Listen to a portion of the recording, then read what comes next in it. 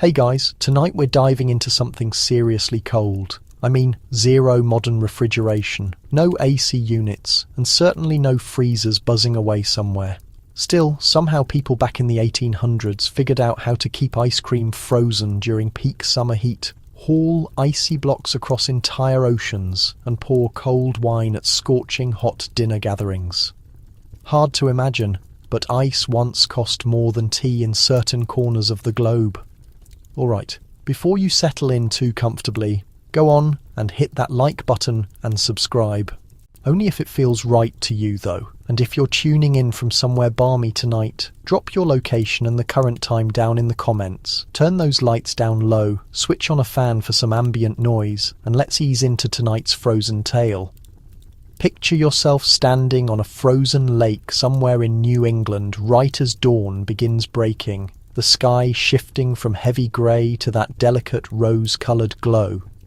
This is the early 1840s, and winter has transformed everything into a sheet of ice, sturdy enough to support a loaded wagon. The cold cuts straight through your boots. Your breath creates clouds in front of your face, and everywhere around you there's the muted crunch of footsteps in snow and the steady scraping sound of saws cutting through frozen water. The workers here keep their words to themselves. They operate in teams of two. One carves lines across the ice using a specialised chisel. His partner trails behind, sawing cleanly through with a long-toothed blade that looks like it belongs in a timber yard. Every block measures roughly 22 inches by 32 inches and tips the scales at over 200 pounds. Yet they handle it effortlessly, gliding the blocks into slender channels carved into the surface, where the ice drifts gently downstream, steered by poles and ropes toward a waiting dock. No machinery, no engines, just raw strength, coordination and bitter cold. The scent of sawdust cuts sharply through the winter air. It's not coming from timber, but from heaps of dried pine shavings stacked nearby. The instant a block gets pulled from the water, it's coated and surrounded with the stuff. Sawdust, as it happens, is the hidden weapon of this entire trade. It provides insulation, it slows melting, it stops the blocks from sticking together during transport. And it spreads everywhere. Into your boots, up your nose, and occasionally into the morning tea of workers warming up by the fire. You drag your wool sleeve across your forehead. Even in the depths of winter, this labour makes you perspire. There's something almost mesmerising about the rhythm. Score, saw, pry, slide, dust, stack, hour after hour, unending. One worker leans closer and mentions something about a shipment from last season that got held up for 2 days heading toward Boston. The whole load vanished, melted away. Nothing left but water in a wooden crate. He laughs, but there's bitterness underneath. Every single block represents cash, actual frozen investment. As daylight strengthens, the icy expanse takes on a faint blue shimmer. You look toward the edge where a line of horse-drawn carts stands waiting in the distance, prepared to haul today's yield. It's a carefully choreographed operation. Everything scheduled down to the hour. Everything wagered against the slow, relentless adversary of warmth. You catch two workers joking about burying some extra blocks behind a shed for use come July. They swear they dug them up 4 months down the line and discovered them still largely intact, cold enough to chill a bottle of cider. Was the story real? Perhaps. Or perhaps it was just one of those tales ice workers share to keep morale up in 10-degree conditions. One thing's absolutely clear, though. This goes beyond simply handling ice. It's about dominance, control over heat, over the passage of time, over vast distances. And during this period, that control carries the value of gold, possibly more. You follow along as a wagon lurches forward, drawn by 2 heavily coated horses whose breath rises like steam in the freezing dawn. The ice blocks, swaddled in canvas and dusted with pine shavings, are arranged with meticulous care like bricks formed from crystal. A kid, probably 12 years old, walks beside them, chasing off nosy crows with a broom handle. One misstep, one imbalanced load, and the entire stack could collapse into a pile of sparkling wreckage. The path away from the harvest site is tight and dangerous, snaking through snow-covered forests and across icy grooves. You grip the wagon's edge and work to keep your footing as the wheel slams into an unseen pothole. The driver merely grunts. He's travelled this route countless times, and every trip is a battle against the climbing sun. By midday the sky has shifted to that harsh white that only winter delivers, bright enough to make you squint yet, still bone, numbingly frigid. As the wagon nears a main road, you spot a collection of wooden structures ahead. The ice house. From outside it resembles a barn. Unassuming, ordinary. But step through that door and you're immediately struck by the abrupt quiet, as though you've entered an underground chamber. The walls are covered with heavy wooden planks, and the atmosphere carries hints of soil, sawdust, and damp rot. A handful of pale light beams penetrate the darkness, illuminating dust particles suspended lazily in the motionless air. This is where the actual transformation occurs. Every block is carefully positioned next to the previous one. Workers move deliberately, cautiously, as if assembling an enormous puzzle constructed from glass. Between the layers, more sawdust gets packed in densely, sometimes reaching a foot in thickness. It functions as insulation, but also as cushioning. If two blocks make direct contact, they'll freeze together, and once that happens, they're finished. Worthless. One guy mutters about a shipment destroyed last season because somebody skipped the dusting layer. 1,000 pounds of ice merged into a single immovable mass. They were forced to split it apart using picks and heated tools. Outside, additional wagons pull up and the unloading process resumes. You notice a smaller group breaking off toward the shed behind the primary building. They're collecting damaged chunks, pieces too small for storage, too irregular for shipping, and separating them for local business use. Some will cool milk, some will keep meat fresh in a butcher's cellar, and some will wind up in tin-lined containers in prosperous kitchens, resting quietly beside jam jars and cheese wheels. The labour continues into late afternoon, even as your fingers grow stiff and your nose drips. Nobody grumbles. They understand that this window, this narrow, punishing stretch of winter, represents their entire year's earnings. 1 week of unexpected warmth, one hold-up in the river's thaw, one inferior batch of sawdust, and everything dissolves, both literally and financially. As twilight settles behind the tree line, you glance once more at the towering wall of stacked ice now climbing along the distant wall. There's something primal about it, like treasure hoarded by the natural world, only now systematically captured by human hands. You can't stop thinking that one block from this exact ice might end up floating in a glass of lemonade somewhere in Havana. 6 months into the future, and whoever's drinking it will never realise it originated from this particular lake, lifted manually, wrapped in sawdust, and transported across continents inch by painstaking inch before dissolving into forgotten memory. The ice itself might stay silent, but the industry surrounding it reverberates louder than a factory whistle. You don't grasp this until you're seated in the rear of a smoke-filled Boston office, drinking tea that tastes vaguely metallic, and watching two men dispute shipping costs. The fellow on the left, lean and ruddy-faced, stabs at a ledger with a worn pencil. "You expect to pay $6 per ton heading to Charleston," he barks. "But my workers are logging 16-hour shifts in below zero temperatures, and sawdust doesn't come free." The man across from him, wearing a sharply tailored coat and gloves he won't take off, just smirks slightly. He's not here for weather talk. He's here for profit calculations. You're now inside the ice trade's commercial battleground, far removed from the frozen lakes and transport wagons. It's the 1850s, and this represents one of Boston's most peculiar empires. While cotton, tobacco, and coal rule southern harbours, it's frozen water that's transforming northern businessmen into wealthy elites, and nobody more than Frederick Tudor, the Ice King himself. You hear people mention his name with equal parts admiration and frustration. He didn't create the business, but he expanded it worldwide. During the early 1800s, Tudor shipped ice from New England clear down to the Caribbean and as far as India. Everyone mocked him until the vessels docked with sufficient ice remaining solid to chill the governor's punch bowl in Calcutta. After that, ridicule transformed into jealousy.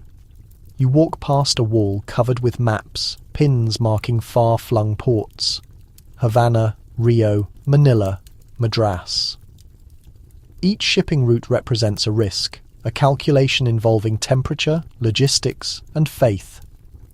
The ice requires harvesting during the deepest freeze, proper packing, swift shipping, and critically, unloading before it transforms into worthless liquids sloshing around a wooden hull. Back at the desk, the two negotiators have ceased arguing. They've settled on a number. The ruddy-faced one signs with dramatic flair and shoves the paperwork into a drawer. You notice his movements involve a gloved hand. Frostbite's a typical occupational hazard in this line of work. Later, you end up in a tavern near the waterfront.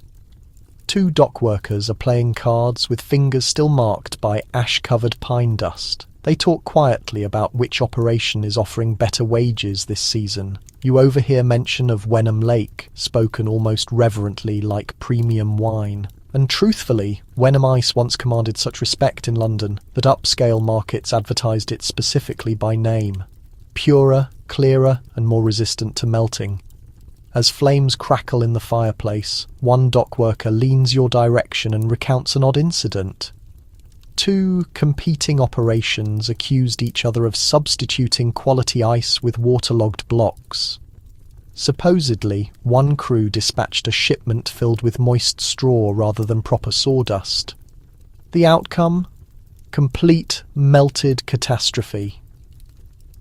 But nobody could prove anything, and the competitive ice conflicts moved along to the next confrontation.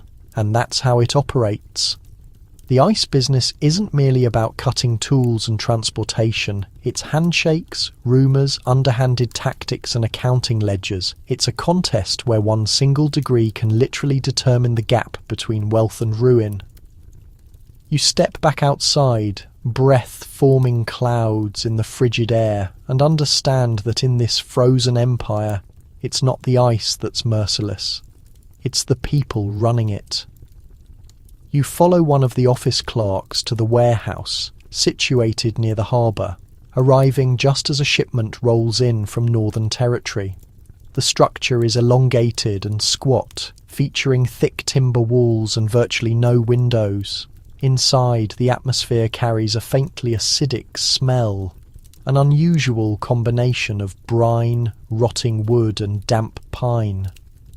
A crew of workers operates swiftly, creating a human chain from cart to loading platform, transferring ice blocks person to person. Every block comes wrapped in burlap, sawdust cascading from the edges like golden powder. The supervisor yells at a youngster to quit dragging a block. It wears down too much from the edges. Apparently form is crucial. Flawless rectangles stack more efficiently, resist melting better and command higher prices. Flawed ones get discounted or even worse, completely rejected. You sense an unusual tension filling the space, not quite panic, but intense urgency. These workers possess knowledge you lack. The marketplace is transforming. Just within the past month, a new merchant appeared from Baltimore offering a more efficient route. Rumour suggests he's undercutting competitors by storing ice further south in improvised underground chambers. Not quite as frigid, but adequate for rapid distribution. Competition surrounds them now, and not simply between different cities or companies, but even among local neighbourhoods. You overhear someone complaining about a bar up the street serving chilled beer in springtime. That privilege used to exist only during high summer. Now it's become a promotional gimmick. The public's appetite for cold has expanded faster than available supply. You walk by a chalkboard tracking transactions. It's recorded not in currency but in block counts. One purchase, 350 blocks destined for a fish merchant. Another 120 blocks heading to a lodging establishment. Each transaction represents an implicit contract. This quantity of ice, stored this duration, handled this meticulously, zero guarantees provided. If it shows up partially melted, the customer faults the vendor. If it arrives behind schedule, they fault the harvester. And if it arrives flawlessly, nobody acknowledges anything. A container topples nearby, and a mound of wet sawdust spreads across the floorboards. One labourer swears quietly, not over the disorder, but the financial loss. Quality sawdust is becoming costly. Not all sawdust performs equally after all. Pine is the preferred choice, particularly from mature trees, dry and fine textured. Elm carries too strong an odour. Oak develops mould. And absolutely avoid anyone using damp wood fragments. It transforms into sludge and destroys everything. You pass a rear chamber where two workers are measuring blocks on a metal scale. Each receives a tag and gets recorded in a logbook. There's an entire classification system for this. Quality grades, weights, destinations. You'd assume they were handling cheese or fabric, given how carefully they scrutinise everything. As afternoon shadows lengthen, a delivery cart arrives, its wheels encrusted with slush. The driver jumps down and passes the clerk a small folded note. A fresh order from a private home in Beacon Hill. 20 blocks for a wedding feast. You peer through the doorway toward the icy street and picture it.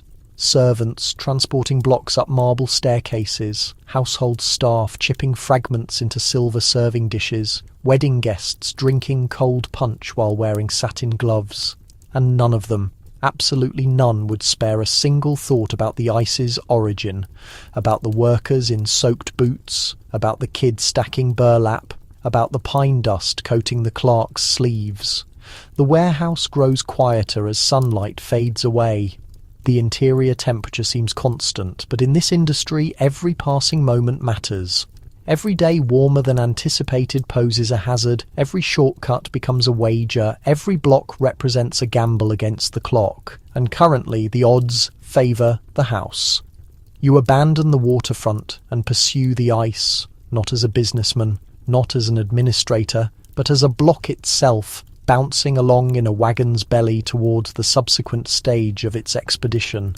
The horses maintain steady pace, hooves clicking on compressed snow as the urban landscape vanishes into winter fog. You're travelling inland, toward one of the primary channels of this frigid enterprise, the ice road. It's not really one single road. It's an extensive seasonal network, routes carved over frozen rivers, snowy forests, and packed trails that only exist for a handful of brief weeks annually. During this fleeting period, it transforms into a thriving thoroughfare of cold commerce, where wagons groan beneath stacked ice weight and drivers hope for additional snow, never sunshine. Your wagon joins a convoy of others, each positioned carefully to prevent overloading the path. The ice needs to travel quickly, but not recklessly. Speed generates friction, friction generates warmth, and warmth destroys everything here. So they glide forward, never galloping. You pass a crew spreading fresh straw across a section of road. Underneath it, a dark patch glistens where ice is thinning from below. The river is melting. It always begins invisibly underneath. One moment the path holds firm. The next, a wagon disappears with a terrible sound, dragging horses, workers and cargo into freezing water. It's occurred previously, far too frequently. Nobody discusses it openly, but you recognise it in their expressions, particularly when crossing bridges constructed from nothing except ice itself. Groaning beneath iron wheels, the wagon lurches sharply, hitting a depression. You extend your hand to brace yourself and accidentally touch a block's surface. It scalds your palm in reverse. Cold so profound it burns like actual fire. Nobody wears gloves thick enough for complete insulation. They make gripping the ropes and wooden guides too difficult, so the workers here possess hands like tree bark, scarred and blanched from years of frost exposure. By mid-morning, sunshine breaks through and you notice problems ahead. A team of wagons has halted. One axle has fractured, the cart tilting sideways. Several ice blocks have tumbled into a snowbank, half concealed in pine dust. Two drivers are debating, not with anger, just exhaustion. They recognise this will drain their time, and time is perpetually melting. You walk forward to where the road bends along a bluff overlooking a frozen lake. Down there you observe a completely different scene. A sleigh moves silently across the ice, pulled by a slender black horse. In back, two gentlemen wearing top hats, wrapped in furs, drinking something hot from silver containers. You imagine them mocking the crude labour happening above, oblivious that the actual ice beneath their runners might have been harvested from this identical lake mere weeks ago. Back on the trail, the convoy advances again. You watch the drivers using extended metal hooks to reposition the cargo. Implements that appear harsh but are wielded with unexpected gentleness. A worker nudges a block back into proper placement, verifying it sits squarely so it doesn't scrape against its neighbour and generate a warm spot. It resembles tending a slumbering creature, silent, cautious, and deeply respectful. The paradox isn't missed on you. Everyone's labouring so intensely simply to maintain something perfectly unchanged, to preserve it frozen, motionless, static. All while the surrounding world, sunlight, climate, mishaps, struggles constantly to reverse that effort. And yet they continue forward. The convoy eventually arrives at a depot by late afternoon, a cluster of modest buildings gathered near a railway line's curve. You climb down from the wagon and notice the soreness in your knees from hours of bouncing along irregular paths.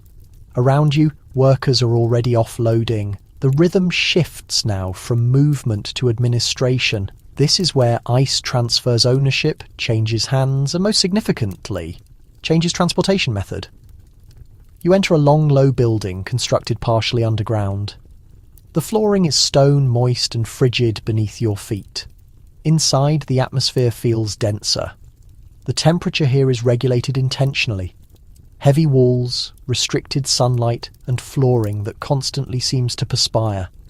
At the centre, an enormous scale hangs from a timber crossbeam. Blocks get weighed in batches before transfer to a storage chamber. Precision is essential. A few pounds discrepancy in every shipment and someone's accounting stops reconciling. Near the corner you spot an unusual device, a large wooden slide angled toward a waiting railroad car. The slide is covered with heavy leather and stuffed with straw. You observe as workers send blocks down individually, cushioned and directed carefully into the wagon waiting below. This marks the transition from horse transport to rail. The upcoming segment will be swifter, colder and more precarious. There's no method to halt a train if temperatures climb unexpectedly during the journey. A manager walks by, holding a clipboard, complaining about last week's disaster in Hartford. Apparently, one shipment remained on a side track too long beneath inadequate cloud coverage. Half the carload disappeared into the ground. Melted ice doesn't qualify for refunds. That's the established rule. Outside, the locomotive is exhaling clouds of white vapour, as if challenging the ice itself. You climb up to examine the insulated boxcar interior. The walls are covered with layers of cork and sawdust, reinforced canvas. It's a cramped arrangement. Each car can hold hundreds of blocks if positioned precisely like a puzzle. No spaces, no movement, only ice pressed against ice, sawdust compressed between like crumbs in a mould.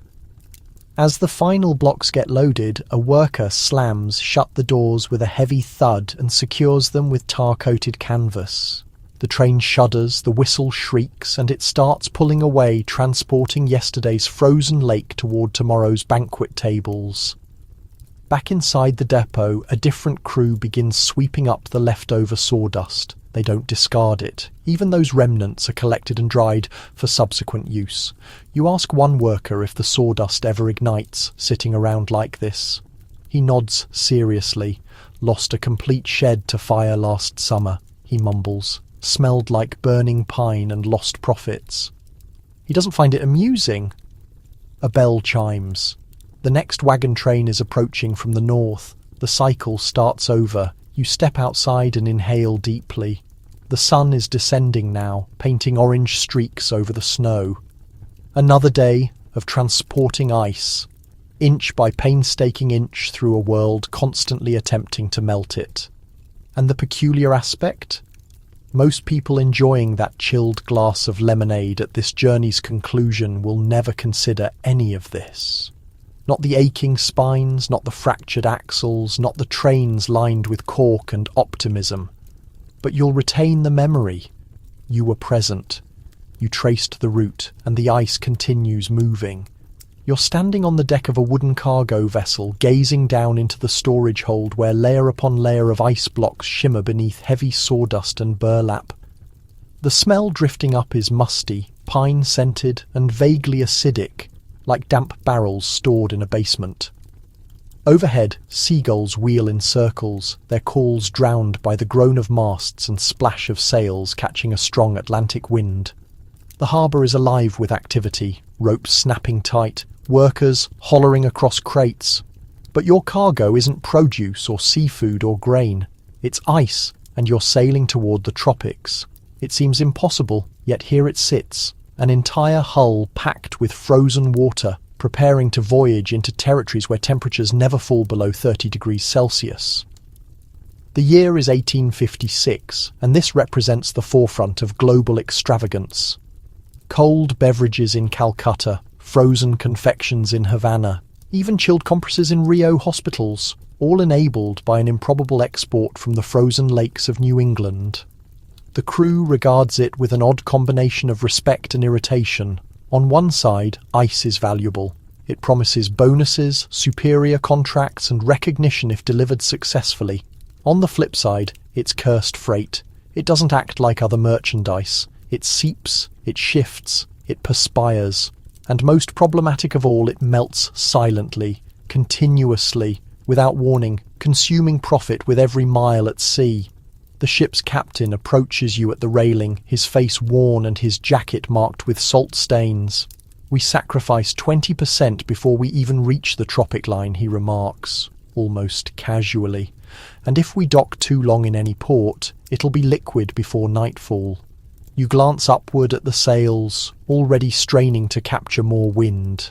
Time isn't simply currency here, it's frozen water. Below deck, workers shovel additional sawdust into gaps and openings, repairing weak insulation like physicians treating injuries. Every degree of heat must be defended against. The vessel itself transforms into a floating cold storage unit, except with timber, tar, and improvisation instead of mechanical refrigeration. As you traverse the deck, one crew member mentions a strategy some merchants employ in Havana, selling the liquid from melted ice as New England spring water. The residents apparently appreciate the flavour. Pure, gentle, exotic. It sounds absurd, yet in this business, every droplet holds worth.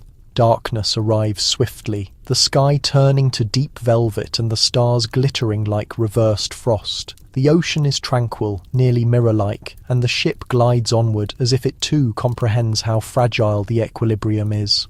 In the crew's dining area, you absorb stories. One sailor describes a shipment that reached Manila with merely 3 blocks surviving, down from 200. Another insists they once lost half a cargo after pausing near the equator for repairs that proved to be a gambling diversion by the captain. Nevertheless, every sailor aboard continues shipping, because even a fractional load, even a whisper of cold in tropical regions commands prices like precious metal. Back in your sleeping quarters, you attempt rest, but the hull creaks, and somewhere below you, you're convinced you can detect the slow drip, drip, drip of earnings transforming into puddle. Daybreak emerges over the Indian Ocean, and the atmosphere feels heavier now, denser, saturated with moisture. The crew's already active, adjusting canvas, inspecting ropes, mopping puddles beneath your feet. The deck feels slightly damp. It's not precipitation. It's from the hold. The ice is perspiring. You climb down the narrow ladder into the cargo chamber, and the odour strikes immediately. Timber, brine, and warm sawdust. The temperature remains cool relative to the tropical air outside, but inadequate. Not sufficient anymore. You sense it. A softness in the burlap covering. A quiet resignation in the workers' silence. The deterioration has commenced in earnest. They work rapidly now, reorganising what remains, relocating blocks toward the middle where insulation is densest, adding fresh sawdust layers in exposed corners.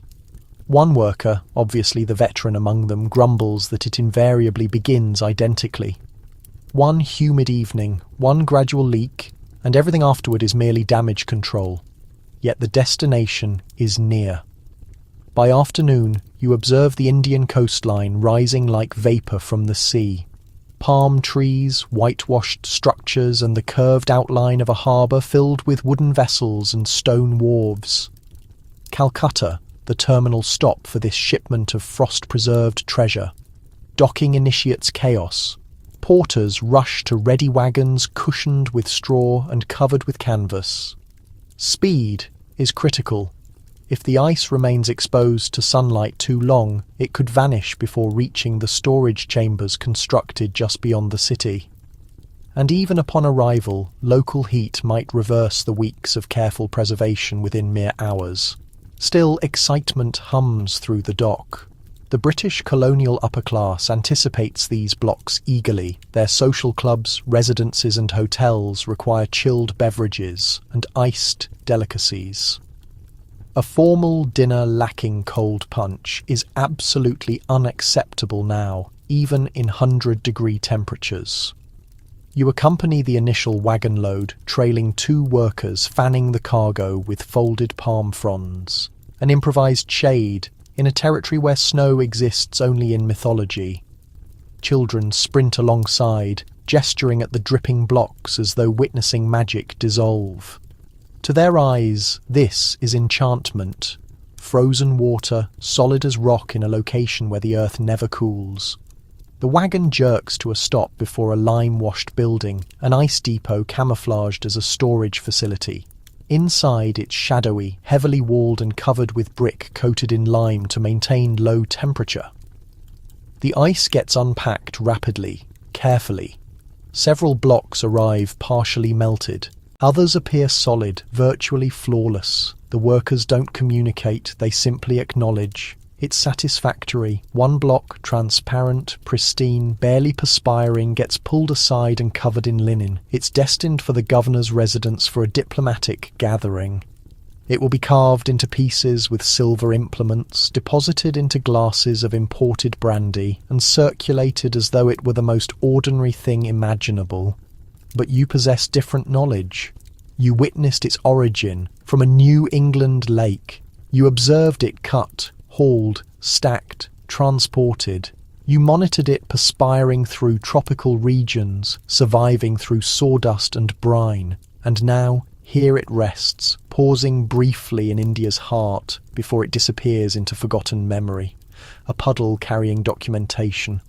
You lower your head and enter the dimness of a countryside manor outside London, where the garden walkways are rigid with frost and the chimney vapour ascends into a pale blue atmosphere. Initially, the property appears unremarkable. Trimmed hedges, dormant flower gardens, a stone fountain encrusted with ice. But beneath your footsteps lies the genuine prize, buried deep, silent and frigid. The ice house. Not actually a house, more accurately a human-crafted cavern. You follow the groundskeeper around the property's rear, past a gate that protests with a creak, and down a confined path bordered by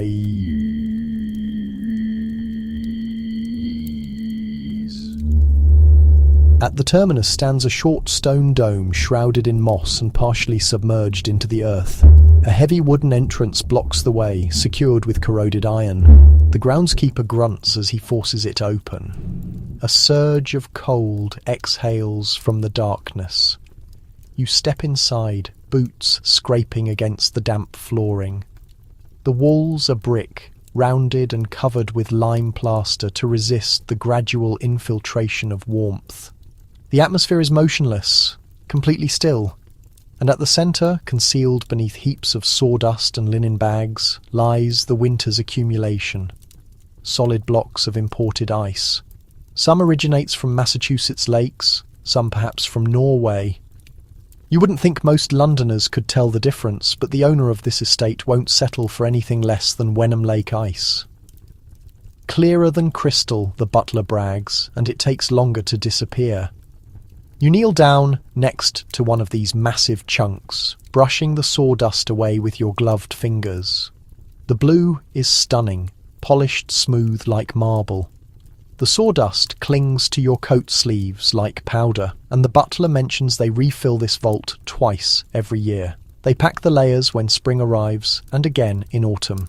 Between those times, the dense earthen walls and carefully designed air pockets handle everything else. He points upward, drawing your attention to an architectural detail, a small vent positioned at the dome's peak. Heat naturally climbs, and during the summer months, that single tiny opening helps regulate the internal temperature just enough to extend the ice's survival by several weeks. You question him about how long these blocks endure. He offers a shrug. Long enough, he responds, provided nobody interferes. He leaves it unspoken, but you understand the hidden reality. Staff members occasionally steal a fragment for personal use, for their tea, for aching temples, for the simple pleasure of feeling it dissolve against their tongue. The master objects, naturally. Ice represents something here. A quiet marker of prosperity shipped from distant shores, buried beneath the ground like hidden treasure. Afterward, you trail behind him back toward the main house kitchen. There's no refrigeration equipment visible, only stone surfaces, suspended cuts of meat and containers of preserved foods. Yet in one section stands a timber box lined with metal and packed with ice fragments. A kitchen worker reaches inside, removes a container of cream and gives an approving gesture. Still chilled, she observes. Still fresh, the butler observes with understated satisfaction. That ice vault, buried and overlooked by most of the residents, has performed its function once more. Beyond the walls, the winter sunlight starts to warm the garden walkways. Below the surface somewhere, the ice moves faintly, groaning as it adjusts.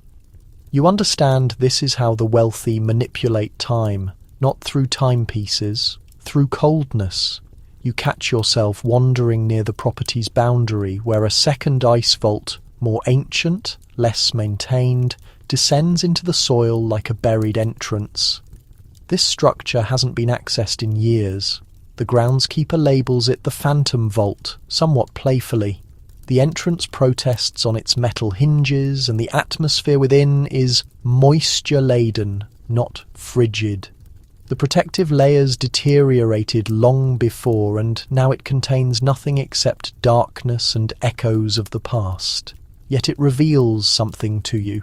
You exit and proceed along the village pathway toward the outskirts of proper London, where the grand rural properties dissolve into the utilitarian lines of urban life. In this area, the ice vaults become less decorative and more pragmatic, squeezed behind commercial buildings within cramped passages or underneath butchers' storage areas. You inspect one concealed behind a tea dealer's storage facility. An unremarkable entrance descends via a sharp staircase where a chamber constructed from heavy brick contains what survived from the previous month's shipment. The ice comes in smaller portions arranged in irregular pieces but remains firm. It preserves the milk containers cold and prevents the containers of thick cream from turning. The dealer, with rolled shirt sleeves and efficient speech, presents you with a record book. Every block gets documented, monitored, measured, not a single piece squandered. He actually records the melting speed each week, modifying future deliveries to accommodate the changing seasons. We don't make assumptions here, he informs you. We calculate. Ice equals currency. Close by, you notice two young boys on the roadway, observing as workers unload a fresh shipment from the waterway. The smaller one questions what occurs if it melts during transport. The bigger one shrugs. Then it becomes water. You can't sell water. They erupt in amusement, but you detect something more profound in their joke, a recognition of impermanence. On the other side of town, you explore a residential school that recently constructed a modest household ice vault, integrated subtly into the grounds. The headmaster, displaying pride in his innovation, describes how it enables him to provide cooled lemonade during summer. "Nothing encourages discipline like cold beverages," he remarks, with a knowing look. Even more remarkable is a tavern in the vicinity, recently improved, featuring a deep underground pit lined with dried grass and metal fixtures. The proprietor demonstrates his new ice chunks hanging just over the casks, condensation forming steadily. Maintains the beer respectable, he declares, and attracts the upper classes. As darkness approaches, you walk through the passages behind Covent Garden, where sellers still transport containers of chipped ice bundled in fabric, trading them by portions to booth operators. One vendor proposes you take a piece for a penny. You accept it. It disappears on your tongue with the purity of fresh snow, then vanishes completely without leaving a trace. The reality grows evident. Under the veneer of Victorian structure and hierarchy, there exists an entire infrastructure founded on coldness, a system of storage chambers, shipping timetables and practices created to wage a futile struggle against time and rising temperature. A concealed realm trembling just underneath the surface of civilization. And every last one of them, aristocrat, cook, trader, tavern keeper, depends on a pit in the earth, some wood shavings, and a small measure of faith that winter's chill will persist just long enough. You navigate through the commotion of a sweltering summer roadway in London's centre, your footwear sliding somewhat on wet paving stones as merchants shout from all angles. Eels, vegetables, decorative strips, and wax lights. Yet among the typical disorder, one call pierces through with unusual clarity. Ice. Pure American ice. Purchased by weight or whole blocks. You pivot to observe him, a lean figure wearing a worn cap, manoeuvring a compact hand cart covered with dense wool and steadily dripping onto the pavement. The cart holds stacked, gleaming pieces of ice shimmering beneath the brutal July sunlight like gems displaced from their season. Surrounding him, a modest gathering has assembled. A housemaid wearing a flower-marked apron gripping a small coin. A butcher's assistant carrying a metal container, a gentleman in formal vest mopping his forehead with a wrinkled cloth. For these people, this ice represents more than indulgence, it's survival. You step nearer, observing as the merchant bundles one sharp fragment in fabric and places it into the maid's outstretched palms. She rushes away toward the narrow streets, probably returning to a kitchen where butter liquefies and milk spoils before midday. This represents the ground-level conflict of the ice business, and it's brutal. You discover rapidly that multiple suppliers operate on this street. 3 carts become visible by noon, each asserting superior quality, reduced melting, purer origin.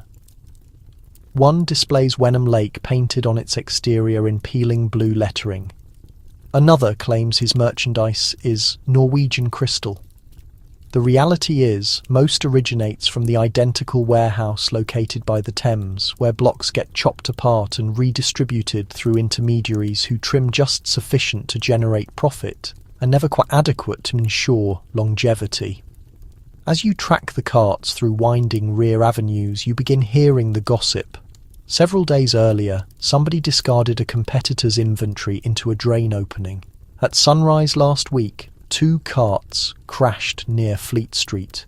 One vendor accused, the other disappeared. Nobody faced arrest, simply commerce. Yet not every rivalry turns violent. Some employ cunning. You follow one merchant into a confined alley off Drury Lane. He stops beside a drinking establishment and knocks twice against the rear entrance. A youth opens it, receives a small bundled package and trades it for 2 copper coins. No conversation, merely the pattern of trade. Subsequently, you learn that identical youth promoting iced spirits to afternoon patrons. And those patrons, they're indifferent regarding who furnished the ice, only that their glass resonates with coldness when it meets the mouth. One merchant admits that he maintains a journal of his competitors' paths and Shushi days. He organises his circuits like a commander sketching combat positions. Can't squander energy calling up a street that's already been covered, he laughs. By late afternoon, the temperature has risen sufficiently to soften candle wax. The carts leak more rapidly now. Merchants begin calling louder, attempting to trade what remains before it becomes valueless. One vendor even proposes 2 for 1, his blocks noticeably diminishing in the heat. You recognise the urgency in their voices isn't merely theatre, it's genuine. In this instant, each cart represents a dissolving timepiece, its merchandise transforming to liquid under their control. And in London's scorching climate, triumph belongs not to the most powerful but to the quickest. You drift deeper into the maze of London's districts, where the passages constrict and the masonry walls perspire with heat. The shouts of the ice merchants recede into remoteness, displaced by the routine sounds of urban existence. Washing flapping on cords, animal hooves striking stone, the muted strike of iron against pavement. Yet ice remains present, only now it's concealed in ordinary view. You enter a corner baking establishment where the atmosphere is thick with the aroma of rising dough and caramelized sugar. Beyond the service area, a woman works dough with one palm and indicates with the other toward a timber container positioned in the dim corner. The cover protests open to expose a section filled with fragmented ice and 2 vessels of cream. Can't prevent the custards from separating otherwise, she mumbles, cleaning her brow with a flour-covered wrist. She spent 3 shillings this week for a solitary shipment. An extravagance, undoubtedly, but an essential one. The major establishments maintain their own ice containers now, she mentions. We smaller operators must plead, obtain loans, or persuade to prevent our cream from spoiling. Before the signal sounds for afternoon tea, you observe, you acknowledge, departing outside just as a young boy hurries past, transporting a damaged ceramic container with a fabric-draped mound within. You track him along the street to a humble tea establishment with cleaned windows and delicate curtains where he transports the ice to a woman holding a writing pad and a constant scowl. She examines it like it's seafood. Content, she provides him a pastry and several copper pieces. Even the city's smallest indulgences rely on these transactions, wordless, rapid, and calculated in dissolving moments. As dusk nears, you visit a lodging house off the Strand where residents congregate in the shared kitchen. A single damaged ice block perspires quietly in a metal dish beside a pitcher of lemonade. The atmosphere is oppressive, but momentarily the space feels less warm just from recognizing the ice exists there. A young child presses a digit to it, inhales sharply, then smiles. You observe her giggle as it dissolves down her arm, disappearing in streams. Subsequently, by lamplight, you occupy the rear of a modest public establishment where a violin player performs, and the barkeeper fragments ice into metal cups of beer. His movements are rapid, experienced. We store it in the lower level, he states, bundled in worn jackets and dry straw. Most evenings it endures sufficiently, marginally. Then, almost as an afterthought, he moves closer and murmurs, "Occasionally I obtain mine from beyond the waterway." Less expensive if you accept a fragment of bark or wood dust in your beverage. You respond politely, but the understanding settles completely. The ice commerce is not simply a wonder of organisation. It's a fragile street-by-street choreography of precision, availability, and discreet arrangements. It's merchants in the sunlight, cooks in the rear chamber, bartenders with alternative sauces, and homemakers negotiating over quantities. By darkness, London releases a breath in the warm heat ascending from every roof surface and paving stone, and somewhere in countless cellars and storage spaces and creaking timber containers, ice is quietly vanishing, sliding away hour after hour, block after block, while nobody observes. Everyone relies on it, and nobody anticipates it will endure. You pass through the servants' doorway of a towering London residence where the ceiling hangs low, the illumination is faint, and the smell of boiled meat adheres to every wooden beam. The kitchen pulses with activity, footsteps pounding overhead, kettles steaming, utensils striking against copper vessels. Yet down here, the genuine operation is at the distant end of the washing area, where the ice container sits like a quiet guardian. It's nothing impressive, merely a solid wooden container lined with metal having a hinged cover and a constant leak into a shallow dish below. Yet inside, arranged around stoneware jugs of cream and delicate portions of cheese, rests a block of ice as valuable as any silver candle holder. Above, a young washing maid raises the cover and grimaces. Reduced from this morning's size, she whispers, repositioning the fabric placed over it. We'll be fortunate to maintain the fish chilled until evening meal. You crouch alongside her, looking into the container. The ice remains transparent but narrow now, borders dissolving like melting crystal. It's been fragmented away continuously throughout the day. Applied to cool jellied desserts, to surround a glazed ham, to refresh the cucumber pieces presented to the lady during her afternoon literature. The maid moves close and whispers, "Occasionally I claim a piece for my own use. Not for anything elaborate, just to hold against the rear of my neck or my forearm." She offers a shrug. It resembles another realm above you. The distinct sound of footwear on the higher floor announces the butler's return. The kitchen personnel becomes immediately attentive. The ice will be required shortly. The master is presenting a dinner, and chilled butter must accompany the bread, not softened, not liquid. Display is important. The coldness of the butter must correspond to the coldness of the white wine. You accompany the butler up the servants' staircase, emerging into the dining chamber, a domain of linen, crystal, and gold-bordered porcelain. The atmosphere is less warm here, though not through sorcery. Somewhere beyond a partition, a servant waves the chamber with a fabric paddle, attempting to preserve the appearance intact. On a silver serving dish, a container of ice fragments sparkles beside a glass vessel of lemonade. The visitors murmur acceptance. "Wenham Lake, certainly," one comments, as if recognizing the origin of a quality wine. You understand better. That block originated from the East India docks, fragmented by manual labour and transported across town in the rear of a protected cart. Subsequently, as sweet course arrives, a shaped jelly that trembles delicately on a cut crystal base, you notice a servant discreetly rotating the ice underneath it. The warmth from the candles is already endangering its form. One incorrect action, and the complete presentation might collapse sideways, a sparkling disaster. Yet for now, it maintains, and so does the appearance. Up here, in the realm of white fabric gloves and silver utensils, the ice seems perpetual, a straightforward, refined reality. It is cold because it needs to be cold. Below, in the heat of the washing area, it's a competition, a practice, a quiet struggle conducted by invisible hands attempting to maintain the boundary against time and rising temperature, and nobody above considers it twice. You return below just in time to observe the washing door swing open, exposing a delivery youth with his sleeves raised and face flushed from the summer warmth. He drags in a canvas-bundled package, today's second block smaller than the initial, and already crying through the material. The cook makes a disapproving sound and verifies the mass with a practiced observation.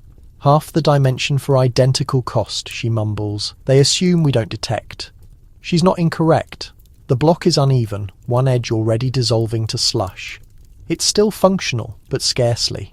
It will be fragmented apart cautiously and distributed systematically. Some for the cheeses, a portion for the wine pitcher, the remainder preserved for tomorrow's morning cream. There's no space for squandering and absolutely no allowance for vanity. The delivery youth wipes his brow and looks around. "They're becoming miserly," he states quietly. One of the residences on Belgrave Square has started using frozen water containers instead. Freeze them, reapply them, claims it's more sanitary than sawdust blocks. He rotates his eyes right until the complete thing explodes in the darkness. You assist him transport the block to the icebox, where the maid, sleeves secured, hair moist with perspiration, has already extracted the melted remnants of the morning's portion. She operates rapidly, positioning the new block into location and arranging clean linen over the surface. The complete procedure consumes less than 2 minutes, but it resembles a ceremony, quick, wordless, holy. Returning to the main kitchen, the environment has transformed. The oven is blazing for the roasted meat. Vapour fogs the windows. The butter has been moved to a ceramic container just above the new block. Everything is scheduled down to the 15-minute interval, because in this kitchen the ice determines the pace. You glance into a side storage room where the wine rests nestled in moist straw and bordered on both sides by metal containers filled with slush. The butler doesn't rely on the personnel to chill the wine. Excessively cold. English cold, he once clarified, not Russian. Nobody desires frozen wine. It's an odd ranking system. The master directs the servants direct the residents, and the ice directs them completely. Without it, the cream separates, the fish develops odour, the butter liquefies. The representation of respectability presented above, cold jellied desserts, fresh lettuces, icy cordial, is constructed on this delicate, thawing base.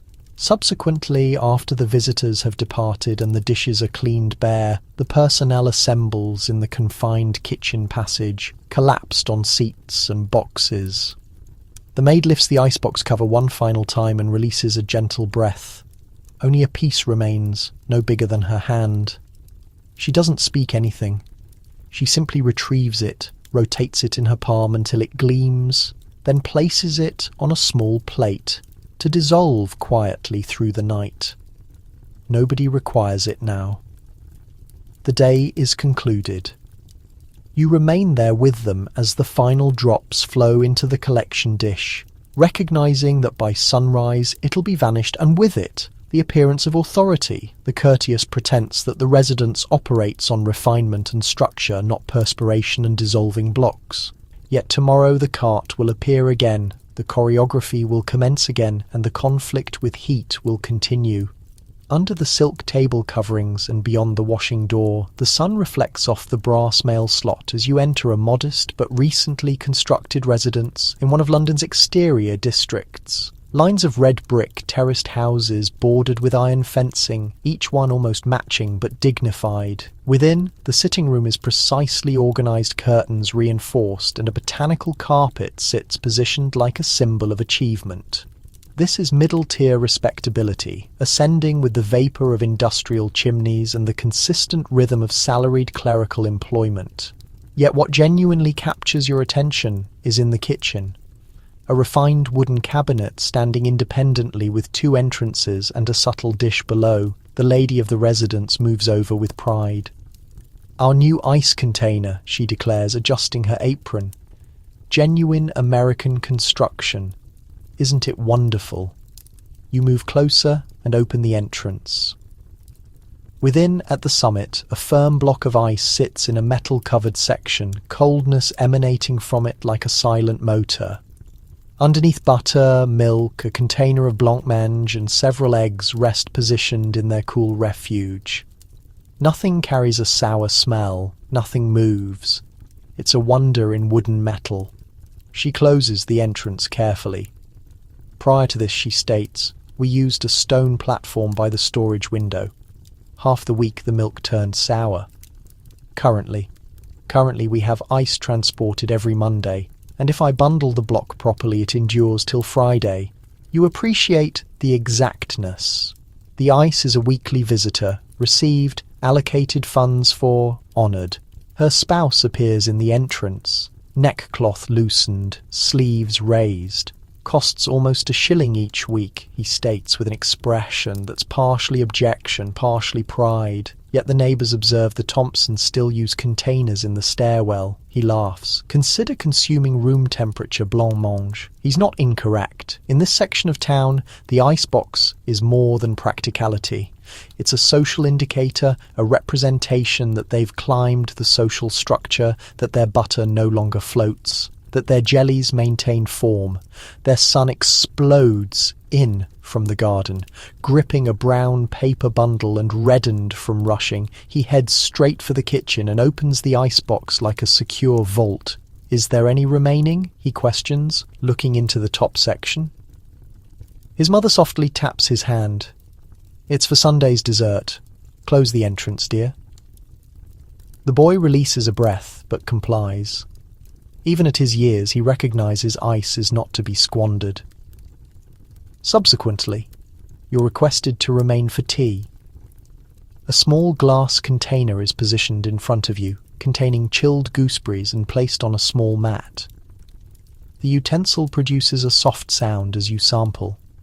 It's delicate, but the coldness improves everything. Intense, invigorating, almost noble. The mother expresses satisfaction as you gesture in appreciation. She doesn't express it, but she's observing intently. She desires you to recognize, and you do. This isn't the lavishness of Belgravia or the assembled-together methods of the narrow streets. This is something novel, a quiet conversion, vibrating in residences with musical instruments and newspaper memberships. The refrigeration device has not been created yet. Electricity remains decades from altering everything. Yet in this instant, in this kitchen, the future is positioned courteously in a wooden container, leaking one drop at a moment into a copper dish, and nobody desires to return. Evening descends gently over the roadway, and as lamps ignite to existence beyond lace window coverings, you track the quiet pattern of the district. It's mealtime now. In kitchen after kitchen, tea is being distributed, dishes cleaned bare, and icebox covers carefully raised. The ceremony is widespread. Rapidly verify the melt. Transfer a container into the cool lower chamber, perhaps fragment off an edge of the ice block if someone's experiencing generosity. In one residence, a young mother presses a glass of cold milk into her daughter's palms, satisfied that it hasn't separated. In another, a spouse carefully extracts a container of butter, still solid despite the warmth beyond, and positions it beside bread pieces arranged like folded cloth. You look into a modest rear garden where a woman in her apron is draining the leek dish beneath the icebox. She moves with rehearsed comfort, pouring the meltwater into a small irrigation container. No purpose squandering it, she states with an expression, observing your look. The flowers don't mind where it originated. She's not the only one considering. Functionally 2 residences along, the gentleman of the residence is adjusting with a novel concept, covering the interior of his icebox with an additional coating of cork recovered from worn wine boxes. Maintains the chill inside extended, he asserts with pride, tapping the container like a reliable instrument. Allow the neighbours purchase another block every 4 days. I'll extend mine to 6, and still not everything is flawless. You proceed by a residence where the ice didn't appear. The wife stands in the entrance hall, arms folded, cooling herself with a rolled-up publication. The delivery youth never appeared. Damaged wheel, they claimed. So now the blancmange has gone soft, she complains to her neighbour. And the fish will require salting. There's a quiet pressure here. No yelling, no genuine catastrophe, but a mutual acknowledgement that coldness is delicate and the mechanisms they've constructed around it. These orderly household kingdoms of desserts, preserves, and appropriate presentations are only as reliable as the subsequent block of ice. Returning to the kitchen where you initiated, the mother verifies the icebox one final time before rest. The cover protests. A twist of moisture adheres to the border. She gestures, content, and closes it carefully. She doesn't recognize it, but she's section of a quiet transformation. These small wooden cabinets, one in every 10th residence currently, shortly one in every 5th, are altering patterns. Food endures extended, meal options grow. Sickness from spoiled milk starts to diminish. Even the rhythm of household management transforms, no longer controlled by the domination of decay. And though the publications discuss railways, territories and parliament, you detect that this delicate struggle with heat in every section of the city is equally revolutionary. By the moment you exit outside again, the moon has appeared and the paving stones are wet with moisture. Somewhere in the remoteness, a cart protests by, moving towards the morning trading areas, probably transporting the subsequent day's inventory, bundled in canvas, arranged in sawdust, still murmuring with coldness. And in the silence of that darkness, you recognize the era of refrigeration hasn't yet appeared. Yet the realm is already transforming, one dissolving block at a moment. You pass through the broad gates of St. Bartholomew's Hospital just as the morning fog starts to disappear and London's summer warmth returns into the stone courtyards. The masonry walls absorb the temperature, radiating it in extended oppressive surges. Within the main ward, windows are thrown open and linen coverings suspend limp over the borders of beds. A nurse cleans her brow with a section of her cap. The smell of carbolic cleaning solution drifts weakly through the atmosphere, accomplishing minimal to conceal the underlying scent of perspiration and antiseptic. And yet, in the distant section, where the sunlight is most limited and the atmosphere just slightly less warm, rests the hospital's most valuable and temporary asset, a humble wooden container arranged with ice. A young assistant opens it with attention, extending inside with linen-bundled palms. From under a covering of sawdust, he extracts a fragment, approximately carved and sparkling, before rushing to the sleeping area of a fevered child. The nurse accepts the piece, bundles it in moist fabric, and positions it against the boy's reddened forehead. The boy reacts, then becomes motionless. His respiration calms. The chamber releases air with him. You observe this quiet wonder develop. There are no devices here, no temperature gauges signalling, no cooling mechanisms or compression units. Simply coldness, obtained from a New England lake and transported halfway around the planet, now pressed carefully against skin that burns excessively warm for ease. In the passage, a physician examines a serving dish covered with metal containers filled with fragmented ice. He clarifies how they alternate blocks between fever sufferers. 10 minutes per extremity, no additional, or the skin becomes insensitive. You detect a rehearsed urgency in his voice. "We're only ever 3 days prepared," he states. "If the shipment's delayed, we begin selecting who receives the final portion." You gesture quietly. In this environment, ice isn't indulgence, it's emergency care. Beyond along the passage, you proceed past a surgery chamber. There's no pain relief here, not genuinely, not yet. Ether and chloroform are only applied for the most courageous or wealthiest. Yet the nurses possess another method. They maintain a container of ice near the tools. Instruments are cooled between applications to reduce the feeling. Occasionally, ice is even arranged around a wound location to desensitize it before the initial cut. Basic, imperfect, but superior to nothing. One nurse informs you how they once attempted to maintain a body for movement. Simply a day, simply sufficient for family to appear. Arranged him in ice. All darkness, she states. Didn't prevent the transformation, only delayed it. She doesn't elaborate on the specifics, but her voice decreases to a murmur when she includes, "The morgue workers stole half the block before sunrise." You proceed past lines of sufferers, some wrapped, some resting, some quietly moaning, and you begin to detect a sequence. Those closest the windows receive the breeze. Those closest the ice container receive the tranquility. The remainder must wait. And though the wards are abundant with voices, cries, whispers, footsteps, you discover your focus drawn repeatedly to the gradual, constant sound of leaking from the container. Each drop a small compassion, each hour a competition, each block a diminishing protection against the city's persistent heat.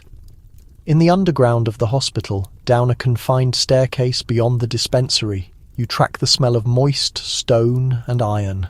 Here, under the vibration of patients overhead, exists the institution's ice preservation. Partially cellar, partially sacred place. The walls are dense, the ceiling limited, and the atmosphere intensely cold. Compared to the wards, 3 blocks remain, each sitting on elevated wooden platforms covered in a mist of sawdust and dissolving moisture. Senior porter, sleeves raised and digits crimson from contact, acknowledges as you arrive. He's the ice guardian of types, his responsibility to monitor every pound, every shipment, and every piece of shaved frost that departs the chamber. He maintains a journal in his vest compartment, perspiration-marked and deteriorating at the edges where he records each removal. Not for administration, for equity. Ice doesn't debate. He states, striking the block with an extended-handled hook, it simply disappears. So optimal to remain truthful about where it travels. He's not the only one who considers this approach. Above, the nurse supervisor maintains her own record. She distributed £3 the previous day. 1 for the surgery, 1 for the children's ward, and 1 for a private chamber where a fevered gentleman from India is reported to be affiliated with a shipping enterprise. Nobody stated it audibly, but his ice was somewhat clearer, somewhat more sanitary, somewhat bigger. Wealth has its own treatment. Subsequently, you're requested to occupy in on a consultation. The physician stands alongside a young woman with hollow features and a persistent sound in her breathing organs. Cool compresses exclusively. He states she's excessively weak for quinine, currently. A nurse acknowledges and indicates down the passage. Moments subsequently, a fragmented metal container appears, half containing shaved ice and a muslin fabric. It's not medical care, not genuinely. It's ease, and even ease here is distributed. In the neighbouring passage, a new shipment appears. 2 blocks, bundled in straw and already perspiring. The porter shakes his head as he examines them. Excessively narrow, he mumbles, and one's fractured.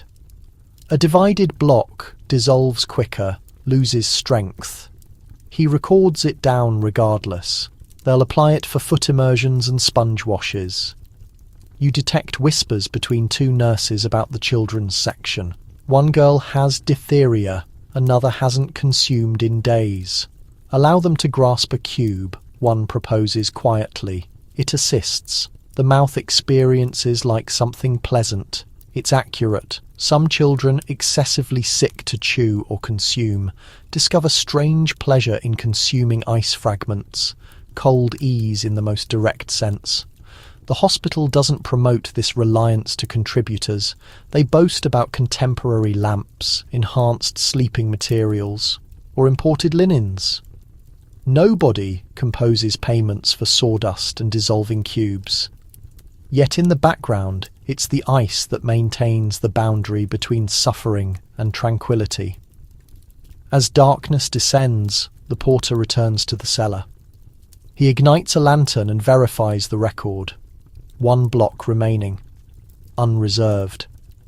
He pauses, then extracts a fragment and positions it in a bundled fabric. You track him above, along the silent passage of the women's ward and into a chamber where a girl, no older than 10, shifts and moans in her coverings. The nurse moves back. He passes her the cloth and she presses it against her mouth. Her frame goes slack. No ceremony, no gratitude. Just another hour without pain. And beneath, the final block continues its slow drip. The sun beats down on Hyde Park, scorching the gravel walkways and curling the brims of straw hats. It's a holiday afternoon in London, and the park thrums with energy. Families wandering, boys racing hoops, and carriages rolling past in graceful, unhurried motion. But your eye catches a specific spot near the Serpentine. where people have clustered, not for preaching or spectacle, but for something far stranger. A bright striped canopy ripples in the wind, casting shade over a wooden pushcart painted with decorative lettering. Ice creams flavoured 1 penny. You move closer. Behind the cart stands a man in a vest and sweat-stained collar, carefully removing a tin mould from a recessed chamber filled with salt and crushed ice. Within the tin, shaped into smooth domes, is what appears to be frozen cream, coloured pale yellow, soft pink, and an almost glowing lavender. He announces the varieties, like poetry, lemon ice, rose water, orange blossom, and vanilla. Genuine vanilla. A child pulls at her mother's dress. A gentleman bends in, pretending the purchase is for his niece. A nursemaid retrieves a copper coin from her bag, trading it for a delicate portion served on a paper-thin wafer. You eventually get your own, a small quivering dome of violet ice, already dissolving at its edges. The first bite is stunning, not merely sweet, but fragrant, cold, in a way that shocks your teeth. A mouthful of frozen perfume. It's beyond dessert, it's magic. But beneath the pleasure lies effort. As you glance around the rear of the cart, you notice the real work. A lower compartment crammed with broken ice and rough salt. This blend isn't for cooling, it's for freezing. Salt drives down the temperature surrounding the cream moulds, enough to harden them even in open air. The vendor wipes his forehead and inspects the block tucked below. It's half its starting size, glossy and sweating into a tin catch basin. "We'll be finished by 4, he murmurs, "if the sun doesn't claim it first." "You start talking," he explains. "The ice arrived yesterday from the docks, chipped off a bigger shipment intended for a restaurant near Piccadilly. They sold me what wouldn't store," he says. "I take what melts too quickly for their cellars, and I transform it into happiness. Happiness, indeed." A pair of street performers have set up close by, playing a waltz, while 2 girls in white gloves attempt to finish their ices before they vanish. Every tongue in the gathering seems to shimmer with syrup. For some children, this marks their first experience of anything truly frozen. A boy lets his fall. It slaps into the dirt, pale yellow against grey gravel. He starts to weep, but the vendor shakes his head, reaches into his shrinking supply and hands the boy another, a gift, a kindness. The boy stares in astonishment, eyes round as the moon. Later, as shadows lengthen and the tin moulds empty, the vendor starts packing up. He carefully pours the last of the ice and salt mixture into a covered bucket, preserving what he can for tomorrow. But it's obvious this moment, this gathering of sweetness and snow on a summer's day, won't endure much longer, and perhaps that's the enchantment. You trail the vendor as he pushes his emptied cart slowly toward the park's edge, wheels creaking slightly under the burden of dripping water and lingering sugar. A few children follow behind, hoping for remnants or another miraculous free serving, but he waves them off with a weary smile. The magic has dissolved. What remains now is simply labour. At the edge of a mews, he pauses beside a wooden shed hidden behind a row of narrow houses.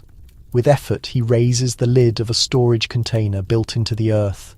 Inside, wrapped in old sailcloth and straw, sits a single, shrinking block of ice. Not for show, not even for tomorrow's business. This is his emergency stockpile. If the sun climbs too fierce or the docks delay, he'll scrape this final fragment and attempt to extend the illusion of cold for one more afternoon. He sighs as he brushes a layer of straw away, exposing a muddy corner. "This one won't survive the week," he mutters. "Might not even last 2 more patrons." You walk with him to a nearby tenement building where his wife and daughter wait with a tin bucket and folded cloth. They assist cleaning the cart, rinsing the sticky moulds in water that's already warm.